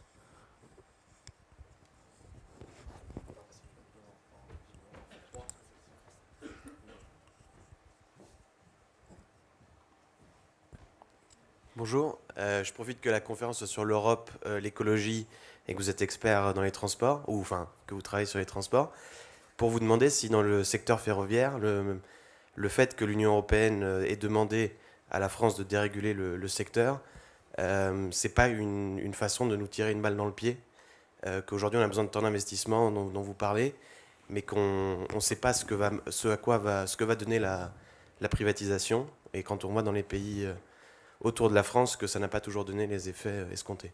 Donc je voulais voir ce que vous en pensez. Peut-être prendre une deuxième question, comme ça on répond en même temps.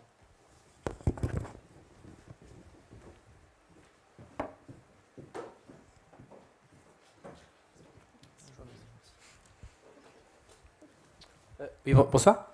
Donc, ravi de vous revoir, Monsieur Beaune. J'étais l'année dernière à la conférence de l'Europe avec vous. Je travaillais avec vous sur ces sujets-là, un petit peu d'énergie notamment. Et donc, une question que se posait déjà avec les citoyens à cette époque-là, c'était comment concilier aujourd'hui avec l'inflation aussi, crise énergétique, approvisionnement, matériaux stratégiques, comment concilier ça avec une transition écologique qu'on doit évidemment accomplir et au niveau européen et français aussi, j'imagine, c'est aussi notre ambition. Alors que nos partenaires parfois et des acteurs étrangers n'ont pas les mêmes engagements que nous. Comment concilier nos ambitions, la réalité du terrain aujourd'hui et ce que nous on veut faire pour l'avenir. Voilà, je vous remercie.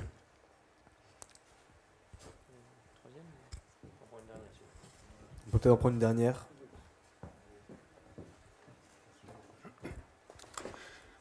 Oui, bonjour Monsieur le Ministre. Pascal Verdeau, je suis journaliste européen. Une question qui est une question un petit peu plus politique sur cette date de 2035. Vous avez évoqué, je dirais, un bas de page pour la dérogation obtenue par les Allemands. En fait, il s'agit d'un début de déchirure européenne, puisque l'Allemagne, sur cette dérogation visant à promouvoir les carburants alternatifs, a agrégé autour d'elle des grands pays comme l'Italie, la Pologne, et puis des pays plus pauvres comme la Bulgarie. La Bulgarie qui dit que 2035, c'est un horizon inatteignable pour ce pays, même si l'automobile représente 8% du PIB en Bulgarie. Les Bulgares ne peuvent pas s'inscrire dans cette logique. Alors politiquement, je voudrais savoir, puisqu'on a quand même le sentiment depuis quelques mois que l'Allemagne ne joue plus tout à fait le jeu classique européen. Alors, bien évidemment, ça tangue un petit peu dans la coalition allemande. Je voudrais savoir si vous êtes inquiet par ce qu'on a qualifié de revirement allemand. Merci. Merci. Alors, 3 questions lourdes. Je vais essayer d'être synthétique. Sur le ferroviaire, d'abord, il y a un cadre européen qui crée, j'aime pas tellement le mot oblige, parce que oblige, ça voudrait dire qu'on nous a forcé la main en quelque sorte. Je vais être honnête, je n'étais pas ministre des Transports, il y en a eu de différentes sensibilités politiques depuis une vingtaine d'années. La France n'a jamais été minoritaire sur le vote des grandes directives sur le ferroviaire, par exemple. Et c'est pas, j'insiste, c'est pas jouer sur les mots, ce ne sont pas des directives de privatisation. Ce sont des directives, dans certains cas et certaines conditions, d'ouverture à la concurrence, ce qui est quand même très différent, parce que les acteurs du ferroviaire, pour prendre juste cet exemple, ou du transport public, sont et resteront, dans leur immense majorité, des acteurs publics subventionnés par les collectivités locales, parce que la vérité, c'est qu'un système ferroviaire à l'équilibre, ça n'existe pas. Ne serait-ce que l'entretien du réseau. Alors on peut distinguer le réseau, c'était aussi une réforme européenne de l'activité d'exploitation et commerciale, mais même la plupart des lignes françaises, même si l'État prend à sa charge le coût du réseau, ne sont pas du tout rentables et ne le seront pas et n'ont pas vocation à l'être. Les lignes à grande vitesse en France sont à l'équilibre parce qu'elles sont à peu près autofinancées. C'est le système qu'on a retenu pour le TGV pour pas qu'on subventionne en plus le TGV en prenant de l'argent sur d'autres lignes qui sont déjà difficiles à financer. Je ne rentre pas trop dans le détail, mais donc il ne s'agit pas d'ouvrir à la privatisation, il s'agit d'ouvrir à la concurrence. C'est très important. Après, est-ce que c'est toujours bien fait au bon rythme? Ça se discute.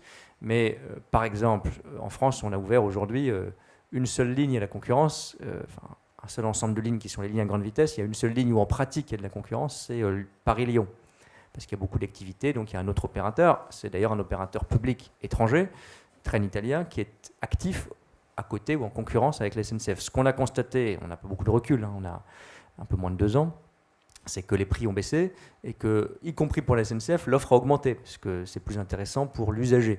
D'ailleurs, c'est un vrai débat, parce que dans beaucoup de pays européens, je pense aux Verts allemands, qui ne sont pas exactement des ultralibéraux, beaucoup de pays européens, de partis européens de gauche ou écologistes, comme les Verts allemands, sont pour l'ouverture à la concurrence du ferroviaire parce qu'ils disent c'est comme ça qu'on va accélérer l'usage du ferroviaire. Ça ne veut pas dire qu'il faut le privatiser, ça ne veut pas dire qu'il faut le déréguler. Et j'imagine que vous faisiez référence à un exemple qui est toujours celui qu'on mentionne, qui est allé beaucoup, beaucoup plus loin, y compris dans de la privatisation, c'est le Royaume-Uni, qui d'ailleurs a renationalisé très largement son système ferroviaire. Il marche pas beaucoup mieux d'ailleurs aujourd'hui, mais enfin c'est autre chose. Mais nos voisins espagnols, allemands, italiens, pour prendre des grands pays du ferroviaire, ils sont un opérateur public, à peu près comme la SNCF. Ils ont un peu de concurrence, parfois un peu plus que nous. Parfois, on est aussi bien content d'en profiter, puisque la SNCF fait une partie de son chiffre d'affaires à l'international et en Europe. C'est un grand opérateur de train en Espagne, moi j'en suis fier. Et peut-être qu'il y aura des opérateurs espagnols ou italiens, c'est les plus avancés aujourd'hui, même allemands, parce qu'on a des partenariats avec eux, qui opéreront sur nos lignes à grande vitesse notamment. Dernier exemple d'ouverture à la concurrence, le train régional est en train de s'ouvrir à la concurrence, sans privatisation, là aussi j'insiste. Il y a une région qui a commencé, la région Provence-Alpes-Côte d'Azur, ils attribuent des lots à différents opérateurs. Il y a un opérateur non SNCF qui a gagné un premier lot, une première ligne, qui est, je crois, Transdev, qui est un opérateur public. La région des Hauts-de-France est en train d'ouvrir à la concurrence. L'opérateur qui a gagné, c'est la SNCF. Donc, on est vraiment sur du public-public. Et la question, c'est de savoir si les règles qui sont posées par les collectivités, les exigences qui sont posées aux opérateurs sont bonnes ou pas. Elles ne sont pas forcément par nature, mais on n'est pas du tout dans un système où on va privatiser le rail en France. Donc je ne crois pas que c'est ça qui va arriver. Je suis sûr que ce n'est pas ce que l'Europe demande. Et je suis sûr aussi qu'on va avoir besoin d'investir dans le ferroviaire et qu'on va le faire malgré ou indépendamment de cette question de la concurrence. Sur les questions que vous posiez sur la concurrence internationale, je résume un peu, notamment sur les objectifs énergétiques et climatiques, est-ce qu'on peut survivre? En gros, c'est aussi la question qu'on avait sur les véhicules électriques, dans un univers où nous, on va faire des efforts en tant qu'Européens, et puis peut-être d'autres, les Américains ou les Chinois, en feront moins ou moins vite. Là, je pense qu'il faut assumer une équité, parfois même un certain protectionnisme écologique et social. On a commencé, c'était vraiment un changement de logiciel au niveau européen, en imposant, en votant, une taxe carbone aux frontières de l'Union européenne. Donc, dans 6 secteurs, je ne vais pas rentrer trop dans le détail, mais dans 6 secteurs très concurrentiels, comme l'acier, on a aujourd'hui une forme de droit de douane, on va appeler ça comme ça, qui compense le fait que nous, c'est plus cher de produire sur notre sol que de produire en Chine pour le même produit, parce qu'on n'a pas les mêmes exigences environnementales notamment. C'est compliqué à faire fonctionner, ça ne marche pas encore concrètement, ça sera à partir de 2026, ça ne marche pas dans tous les secteurs, mais je pense que c'est la bonne voie, parce qu'effectivement on ne peut pas faire des efforts écologiques qui ont un coût, assumés, si on tue notre industrie en parallèle. Ça sera perdant-perdant, parce qu'on fera à la fin plus d'importations, moins écologiques. Bon, donc je crois qu'il faut assumer de manière ciblée ce type d'outils, et on commence à le faire au niveau européen. Alors, sur la question de Pascal Verdeau, que je retrouve de mes années au sommet européen, c'est très vaste. Donc, j'ai bien compris que c'était surtout la fin de la question qui était importante. Est-ce qu'il y a un choc franco-allemand? Est-ce que c'est foutu? Non. Moi, je suis optimiste, et surtout, même si je n'ai pas beaucoup d'années de pratique européenne, maintenant j'ai un peu de recul, et vous le savez par cœur, Pascal, on parle toujours de la crise franco-allemande qui serait la plus importante jamais connue. Bon. Je ne dis pas que c'est rien ce qui se passe, on a des désaccords, bon, mais on a des désaccords normaux en fait. Moi j'ai vécu il y a quelques années, il y a 3 ans exactement, comme beaucoup d'entre vous malheureusement, la crise de la Covid, où au début, vous vous en souvenez sans doute, je crois que vous étiez à Bruxelles Pascal, on disait jamais on a connu ça dans le moteur franco-allemand, ou le non-moteur franco-allemand, à l'arrêt, freiné, etc. Parce qu'on n'arrivait pas à se mettre d'accord sur le plan de relance, on s'en souvient. Et puis au mois de mai 2020, puis au mois de juillet 2020, on s'est mis d'accord sur un plan de relance assez exceptionnel, même très exceptionnel, qui commence par un accord franco-allemand. Donc, je ne dis pas que tout va bien, je ne dis pas qu'on résout tout, mais le désaccord en franco-allemand, c'est normal. Et les sujets qui sont les sujets d'actualité aujourd'hui sont des sujets où on a fait des choix historiquement très différents. Sur l'énergie, débat sur le nucléaire, sur l'industrie, débat sur nos industries automobiles, sur la défense. La France assume assez facilement un effort de défense et d'action extérieure. L'Allemagne, même si ça a beaucoup évolué, moins. Et donc oui, c'est des sujets qui sont extrêmement compliqués parce qu'on n'était pas sur la même trajectoire au départ. Mais on a réussi, là aussi, à trouver des compromis sur la défense européenne. On a un fonds d'investissement qui permet de financer des livraisons d'armes en Ukraine, hein, c'est quand même pas rien, par le budget européen, que la France et l'Allemagne et les 25 autres ont accepté. Et oui, ça stresse certains pays plus que d'autres, pas que l'Allemagne, cet objectif 2035 et les questions écologiques en général. Tout le paquet européen Fit for 55, il suscite beaucoup de débats. Et la Pologne, par exemple, la Bulgarie ou d'autres. Et c'est normal d'ailleurs. Ils nous disent, mais nous, on a moins de moyens que vous et on part de plus loin. Donc il va falloir aussi de la solidarité européenne. Mais le pire serait de renoncer à cette ambition. Parce que d'abord, je pense que l'Europe, c'est un projet politique. Si on dit à votre génération en particulier que l'Europe ne s'occupe pas d'écologie, que l'Europe ne fixe pas des objectifs climatiques ambitieux, et que l'Europe n'est pas capable à 27 d'atteindre ses objectifs, ben là, franchement, ça serait foutu. Et je ne souhaite pas ça, et je ne crois pas ça.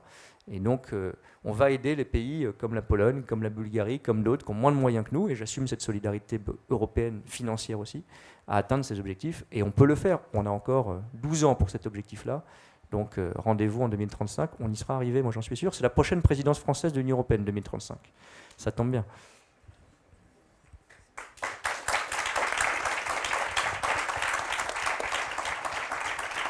Merci beaucoup. Merci Monsieur Beaune. Juste avant de passer à d'autres questions du public, on aimerait aborder un autre sujet qui est celui du nucléaire. Au revoir, merci beaucoup.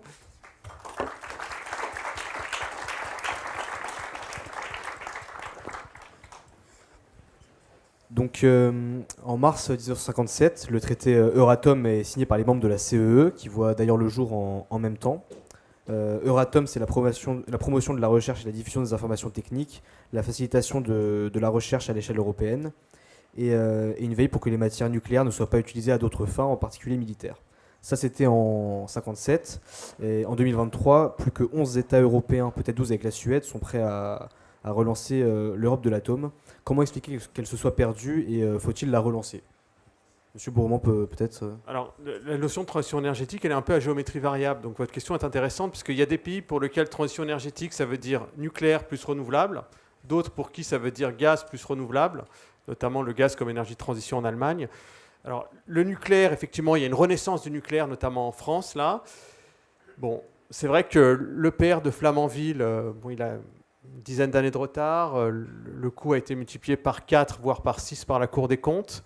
Et l'urgence climatique nous impose d'agir maintenant sur les 10-15 prochaines années, en accélérant vraiment les choses pour gagner la course contre la montre pour sauver le climat. Or là, quand vous vous projetez sur la construction de nouveaux réacteurs nucléaires, ça prendra plus que 10 ans.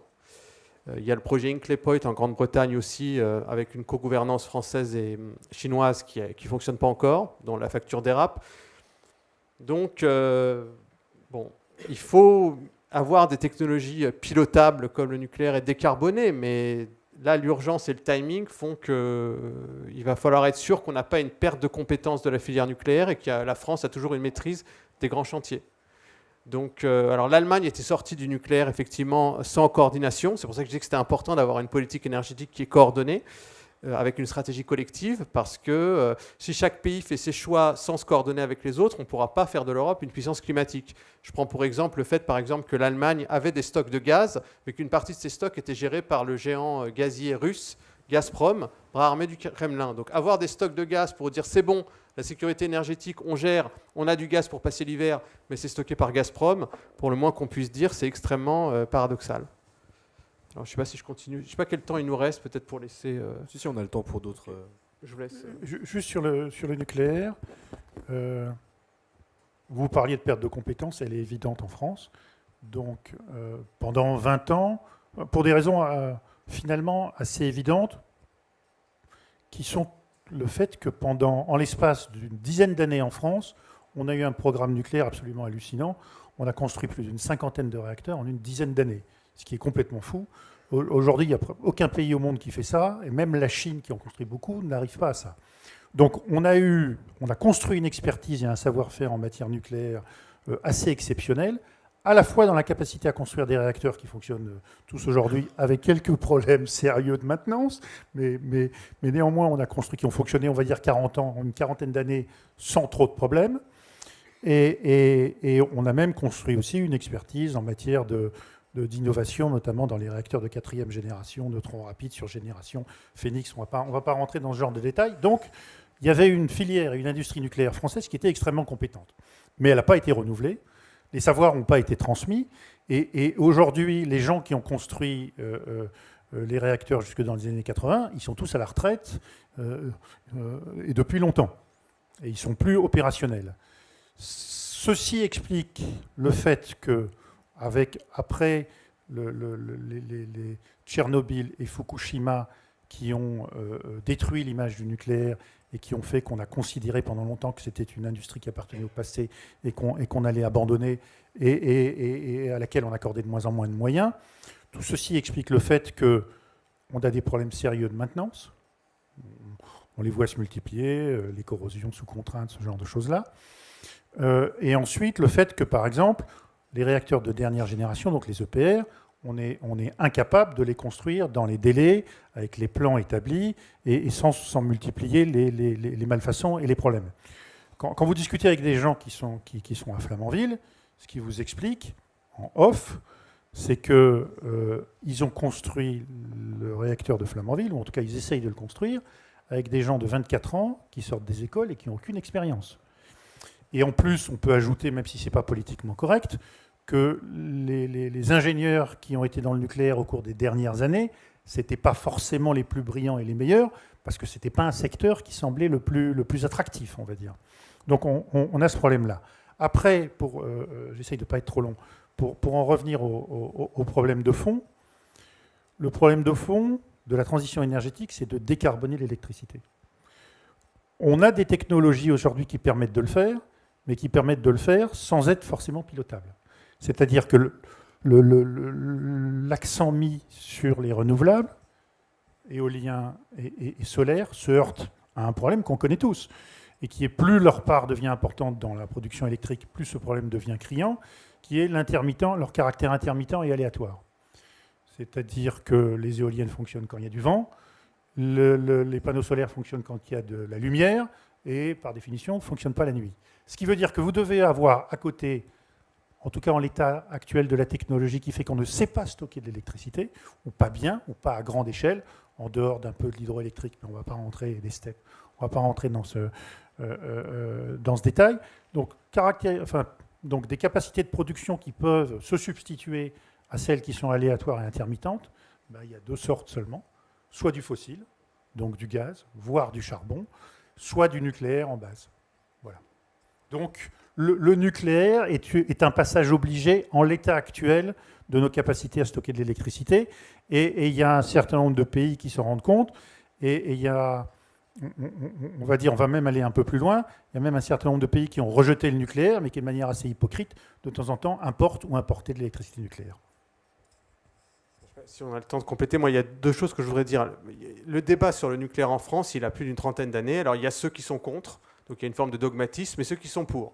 Et des deux côtés, je pense qu'il y a une surestimation des avantages et une sous-estimation des inconvénients. C'est-à-dire que ceux qui sont contre trouvent qu'il n'y a aucun intérêt à cette technologie, et que ceux qui sont pour n'admettent pas le fait qu'il y a quand même des coûts qui sont croissants, en tout cas pour le nouveau nucléaire, et le fait que la question, elle est surtout de voir si c'est possible sur un plan pragmatique. C'est-à-dire que EDF a 64 milliards d'euros, en tout cas pour 2022, de dettes et 17 milliards de pertes.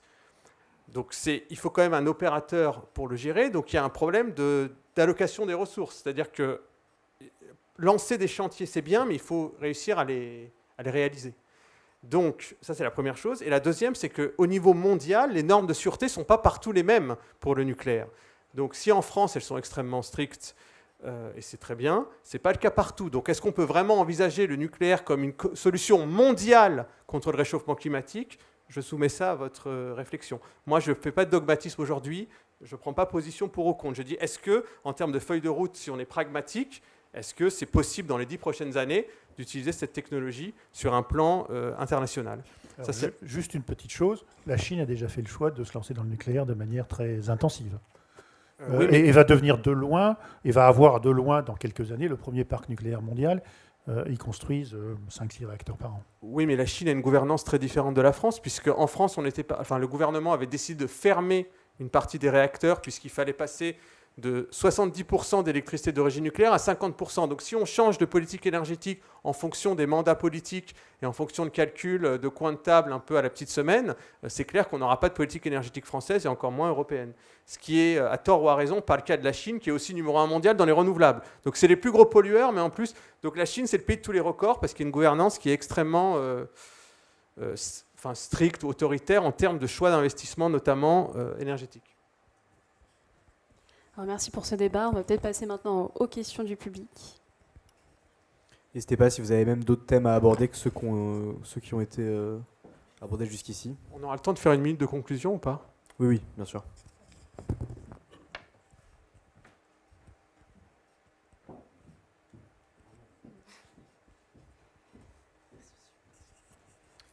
Bonjour à tous, merci pour ce débat. En préambule à ma question, je voudrais vous rappeler qu'il y a 20 ans, il y a Jérémy Rifkin qui a sorti un livre qui s'appelle « La troisième révolution industrielle », que je vous encourage à lire, et qui proposait à l'époque, et qu'il a été reçu par un certain nombre de grands de ce monde à cette époque-là, surtout en Europe, d'avoir un Internet de l'énergie, c'est-à-dire d'avoir une gestion de l'énergie décentralisée et qui soit accessible partout. C'est resté lettre morte, mais je pense que c'est quelque chose qu'on devrait réfléchir. Ma question vient sur un secteur qui est aussi extrêmement polluant, qui est le secteur de l'immobilier. Pour l'immobilier, aujourd'hui, il existe des technologies d'intelligence artificielle pour réguler en temps réel les consommations et les émissions de CO2 des bâtiments industriels et tertiaires. Et l'industrie des nouvelles technologies, les startups dans lesquelles je travaille par exemple, se retrouvent bloquées à l'obtention de la donnée de consommation, la simple donnée de consommation des bâtiments. Aujourd'hui, on nous impose une RGPD au titre de la RGPD d'un point de livraison pour savoir quel bâtiment consomme plus ou moins. Et donc, à l'image des lobbies qu'il y a pu y avoir, ou en tout cas des interventions pour garder une production centralisée de l'énergie. Est-ce que vous pensez que les grands groupes énergéticiens et je dirais le gouvernement est en capacité de ouvrir la donnée, puisque c'est avec ces données-là qu'on va pouvoir agir concrètement et beaucoup plus rapidement que ce qui a été fait jusqu'à présent?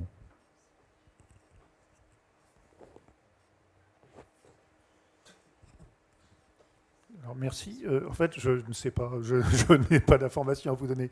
Donc, la seule chose que je peux constater avec vous, c'est que les politiques, vous avez parfaitement raison, dans les éléments clés de consommation d'énergie, d'émissions de CO2, donc les bâtiments, le chauffage et la climatisation sont très importants. Environ 40% de la consommation d'énergie et pas loin 25%, je crois, des émissions de gaz à effet de serre. Donc c'est presque aussi important que les transports, en tout cas aussi important que les transports.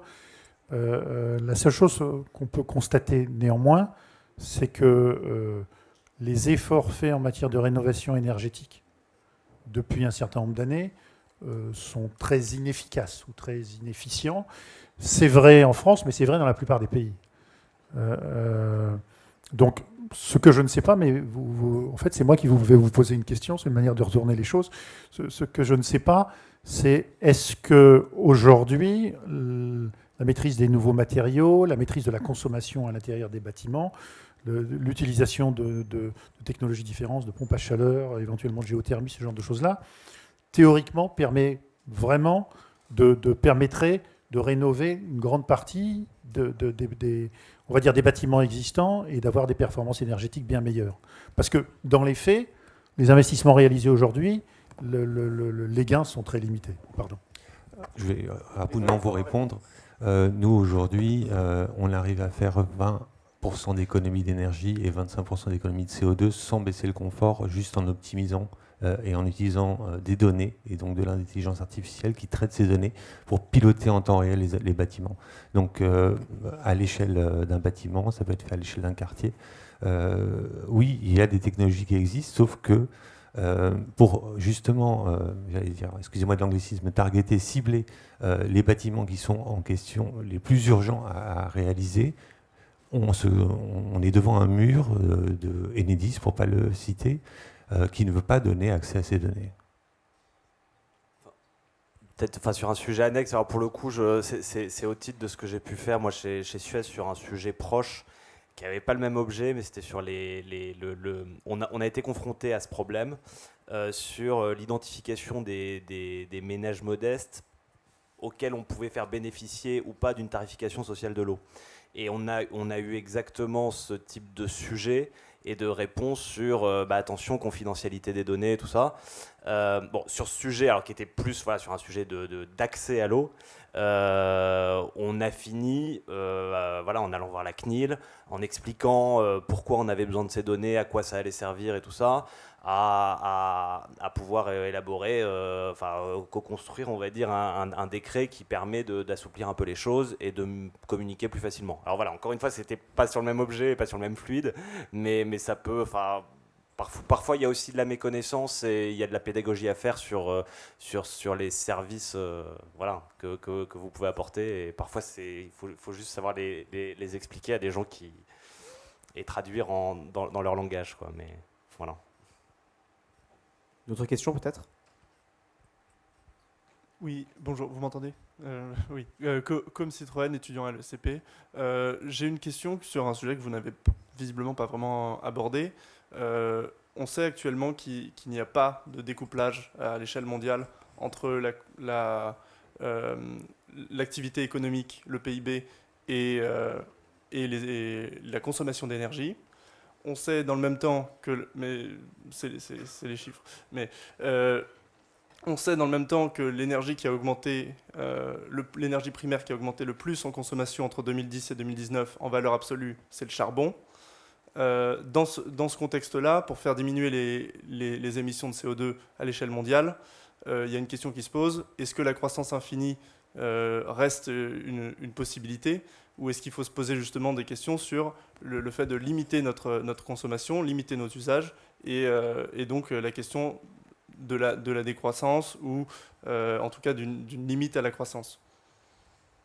Alors votre question est très intéressante. Effectivement, il n'y a pas de remède miracle, mais l'un des leviers est la sobriété, donc essayer d'économiser l'énergie et de ne pas la gaspiller. Mais est-ce que sauver le climat passe forcément par une décroissance au niveau mondial ? Aller dire ça à des pays, à des classes moyennes qui souhaitent consommer comme on le fait dans les pays de l'OCDE et en Europe, je pense qu'il y a une troisième voie. En fait, le problème n'est pas la croissance économique, ce sont les émissions de CO2, de gaz à effet de serre au sens plus large.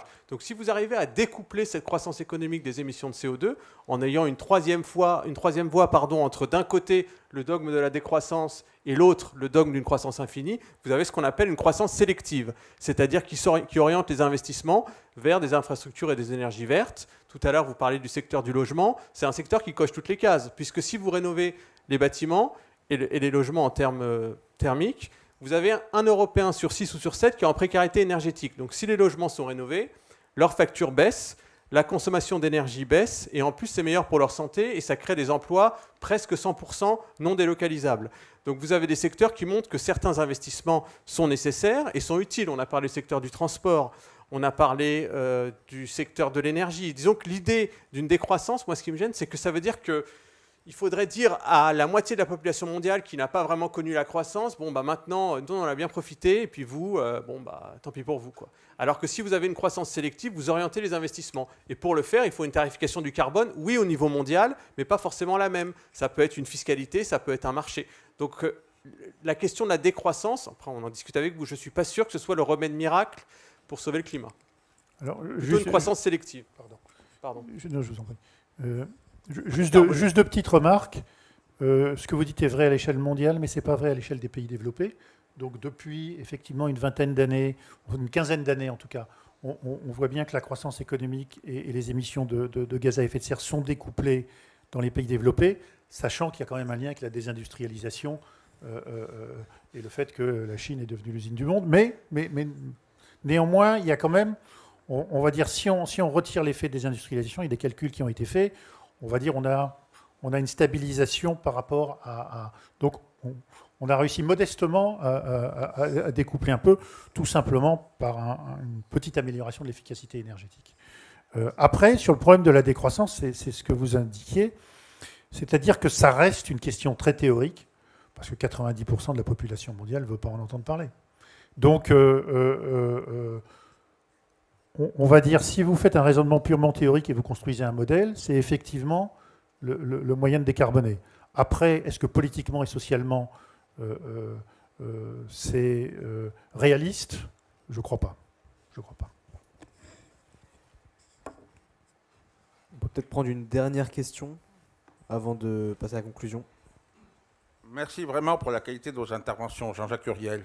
Une question un petit peu à la marge, mais qui se situe dans nos préoccupations. La France, qui est en gros la fraude à la taxe carbone.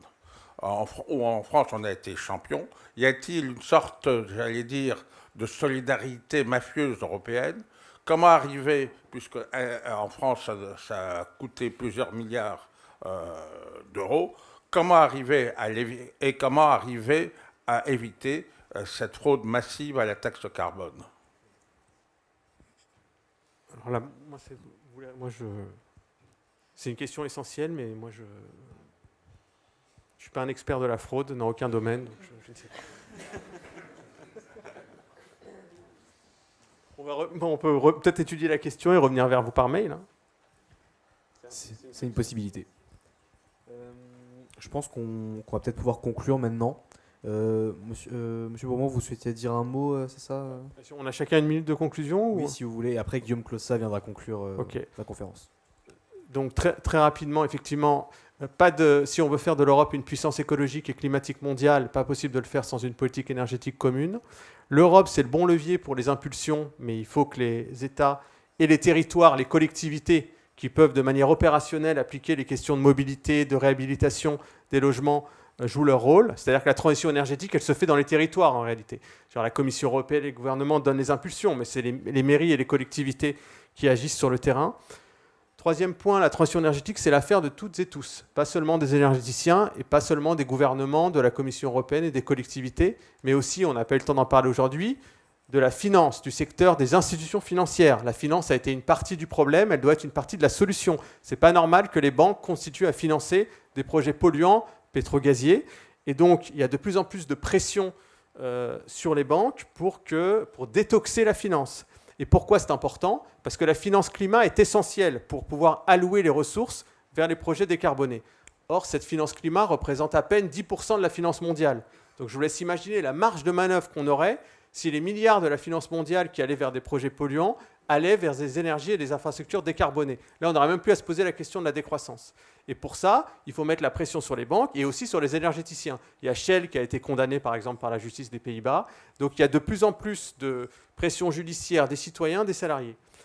Et dernier point, au-delà de la finance climat, alors c'est un sujet un peu tabou, mais il y a un levier aussi qui a mal été utilisé en France, c'est celui de la fiscalité écologique. Si vous mettez en place une fiscalité écologique sans hausse des impôts pour les ménages et sans hausse des charges pour les entreprises, c'est-à-dire une fiscalité qui est neutre en termes de prélèvements obligatoires, quand vous mettez en place cette fiscalité, vous baissez d'autres impôts et vous baissez d'autres charges pour les entreprises, ça permet d'orienter des décisions d'achat, de consommation et de production sans pénaliser les consommateurs et sans pénaliser les entreprises. Parce que vous ne pouvez pas mener une transition écologique sans la jambe sociale, c'est-à-dire l'acceptabilité sociale par les citoyens.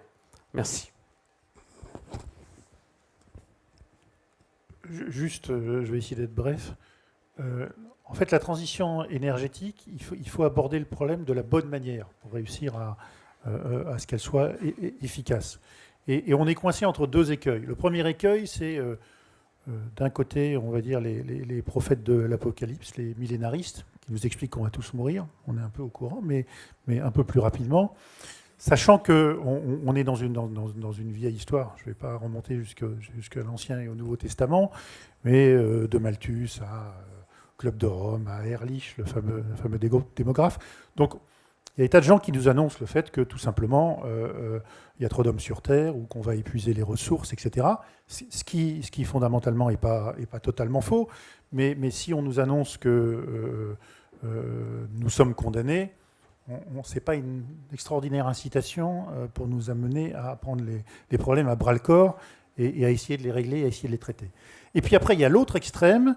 Il y a, on va dire, les optimistes béats de la technologie qui pensent que grâce à des technologies un peu miracles, on va régler tous les problèmes de manière indolore, sans faire d'efforts et en quelques années. En fait, le chemin, donc, il est entre les deux. Et il doit avant tout passer par une espèce de vision froide et réaliste des choses. On est face à un problème d'ingénierie. Comment on remplace des carburants fossiles par d'autres et comment on essaye de le faire dans des conditions optimum, technique, économique et social. C'est ça le problème à régler. Et il n'y a pas de solution miracle, il n'y a pas de solution éclair, ça ne se passe pas en quelques mois et en quelques années. Ce sera une multitude de solutions qu'il faudra adapter et faire évoluer au fur et à mesure que le temps avance. Mais il faut bien, me semble-t-il, comprendre qu'on est dans un système qu'on essaye de mettre en place. Non, mais je me demandais un peu ce que, surtout les étudiants qui sont dans la salle, vous pouviez retenir d'un débat comme ça. Et j'essayais de réfléchir à un message qui vous soit plus particulièrement adressé. Non, mais c'est... Moi, à choisir, alors c'est toujours bien d'être dans la troisième voie et la voie du milieu, mais à choisir, moi j'ai plutôt envie de vous encourager à être plutôt du côté des optimistes, même si ça demande d'être un peu béat et bisounours. Non, mais blague à part, moi j'ai passé plus de 10 ans dans un grand groupe qui travaillait dans le domaine de l'environnement, gestion de l'eau, gestion des déchets, qui s'appelait Suez. Là, je bascule dans une start-up. Je vois quand même comment dire, ce que la protection de l'environnement ou la décarbonation peut entraîner en termes d'inventivité, d'innovation et de dynamisme. Et c'est pas parce qu'on croit en l'innovation qu'on se dit que ça va être facile. L'innovation, c'est vachement dur. Surtout quand on est sur des startups industrielles où on raisonne sur du solide. Et puis on se casse la gueule parce que en fait, le moulage de la fibre de carbone recyclée, ça se passe pas exactement comme on avait prévu, ça correspond pas aux spécificités techniques. C'est pas parce qu'on parle d'innovation qu'on se dit que ça tombe du ciel Mais en revanche, ce dont je suis convaincu, c'est que, notamment quand on est jeune, on a quand même besoin de continuer à avoir une certaine confiance en l'avenir et de croire... j'ai presque l'impression de dire des gros mots, mais aussi parfois au génie de l'inventivité humaine. Et je pense que c'est important de continuer à y croire. Parce que sinon, on rentre tous chez nous en attendant l'apocalypse. Voilà. Mais merci en tout cas à Europa Nova et merci à l'ESCP pour cette soirée.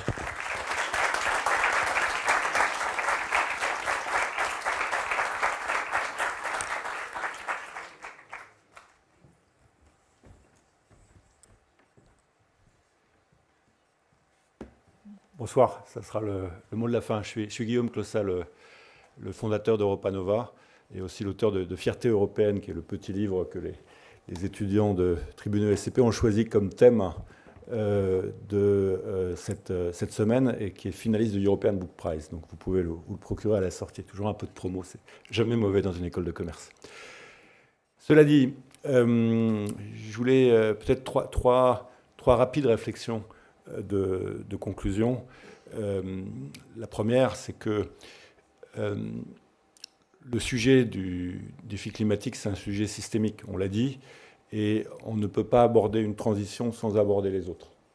Et les autres transitions, c'est la transition démocratique, parce qu'on doit la faire avec les gens, on doit le relever avec les gens, et c'est la transition technologique et numérique. La transition écologique et énergétique, elle ne se fera que si on a une approche systémique, transversale, et c'est très compliqué. Mais c'est nécessaire. Et donc il faut vraiment avoir une grande perspective sur les problèmes qui nous entourent, mais il faut aussi être capable de les rendre concrets. Et je voulais à ce propos remercier nos invités ce soir, parce qu'ils ont essayé de rendre extrêmement concret, extrêmement pratique les défis que nous devons relever. Et j'ai assisté à beaucoup de débats sur ce sujet. Souvent, c'est des débats très théoriques. Il faut vraiment lier la théorie et le concret. C'est une condition pour que les gens comprennent, mais c'est aussi une condition pour que les innovateurs puissent innover. Ma deuxième remarque, c'est que c'est un enseignement de management en fait, que j'ai eu quand moi-même j'ai étudié, non pas dans cette école, mais dans d'autres. No leadership without the answer. Si on veut faire preuve de leadership, il faut affronter la complexité et il ne faut pas avoir peur d'avoir des réponses qui sont des réponses compliquées. Mais il faut avoir aussi la capacité de les expliquer de manière simple. Et donc c'est tout le défi qui est porté à notre société, qui est porté à chacun d'entre nous, et qui est porté aussi aux leaders, dont certains d'entre vous sont ou aspirent à être. C'est vraiment cette capacité à affronter la complexité et à créer des dynamiques collectives en étant capable en fait de dégager une compréhension commune, partagée des défis auxquels on doit faire face. Et le troisième point, c'est que l'Europe, l'Union européenne en fait, est le lieu où ces défis sont les mieux compris et où les citoyens sont les plus prêts à avancer, à s'investir, à faire des efforts. Et cet effet de levier citoyen, il est insuffisamment utilisé, alors que chacun d'entre nous est aujourd'hui prêt à être un acteur de la réussite de ces différentes transitions. Pour qu'ils soient mieux utilisés, il faut que les décideurs, à la fois les décideurs politiques, les décideurs économiques, mais aussi ceux qui sont responsables de l'information, jouent pleinement leur rôle et cette philosophie d'engager les citoyens, les utilisateurs, les gens qui s'informent dans ces dynamiques de manière beaucoup plus appliquée. Et ce n'est pas encore complètement le cas, mais encore une fois, on peut être fier quand même que ce soit en Europe que le degré de maturité sur ces sujets soit le plus élevé, que les industriels soient souvent les plus avancés, que les citoyens soient ceux qui sont prêts à faire les plus grands efforts. Maintenant, il faut mettre tout ça en musique, en ayant conscience que l'on a fait ces dernières années des efforts considérables, notamment avec une régulation européenne, qui est sans doute la régulation la plus avancée au monde. Maintenant, reste à articuler, comme on l'a dit tout à l'heure, la régulation et la stratégie industrielle. Et c'est ça qui manque encore, même si on a commencé à ébaucher des stratégies industrielles qui vont concerner les entreprises auxquelles vous allez appartenir. Voilà ce que je voulais dire. Je voulais vous demander aussi d'être présent demain et après-demain, parce que demain, on va parler innovation technologique, industrielle, numérique. Et finalement, c'est un levier appliqué du débat qu'on a eu ce soir. Et le jour d'après, on va parler, en fait, transition démocratique et comment transformer l'Europe pour qu'elle garde le temps d'avance qu'elle a eu depuis la Renaissance, à la fois en matière de biens communs, en matière d'innovation, en matière de créativité, en matière d'art. Voilà les enjeux des 2 jours qui viennent. Je voulais encore remercier à la fois Tribune ESCP, notre partenaire, avec Chloé, Victor, Armand,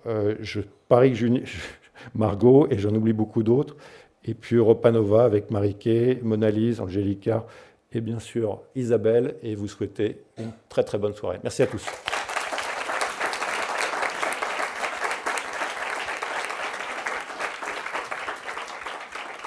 Et profitez-en pour acheter le bouquin.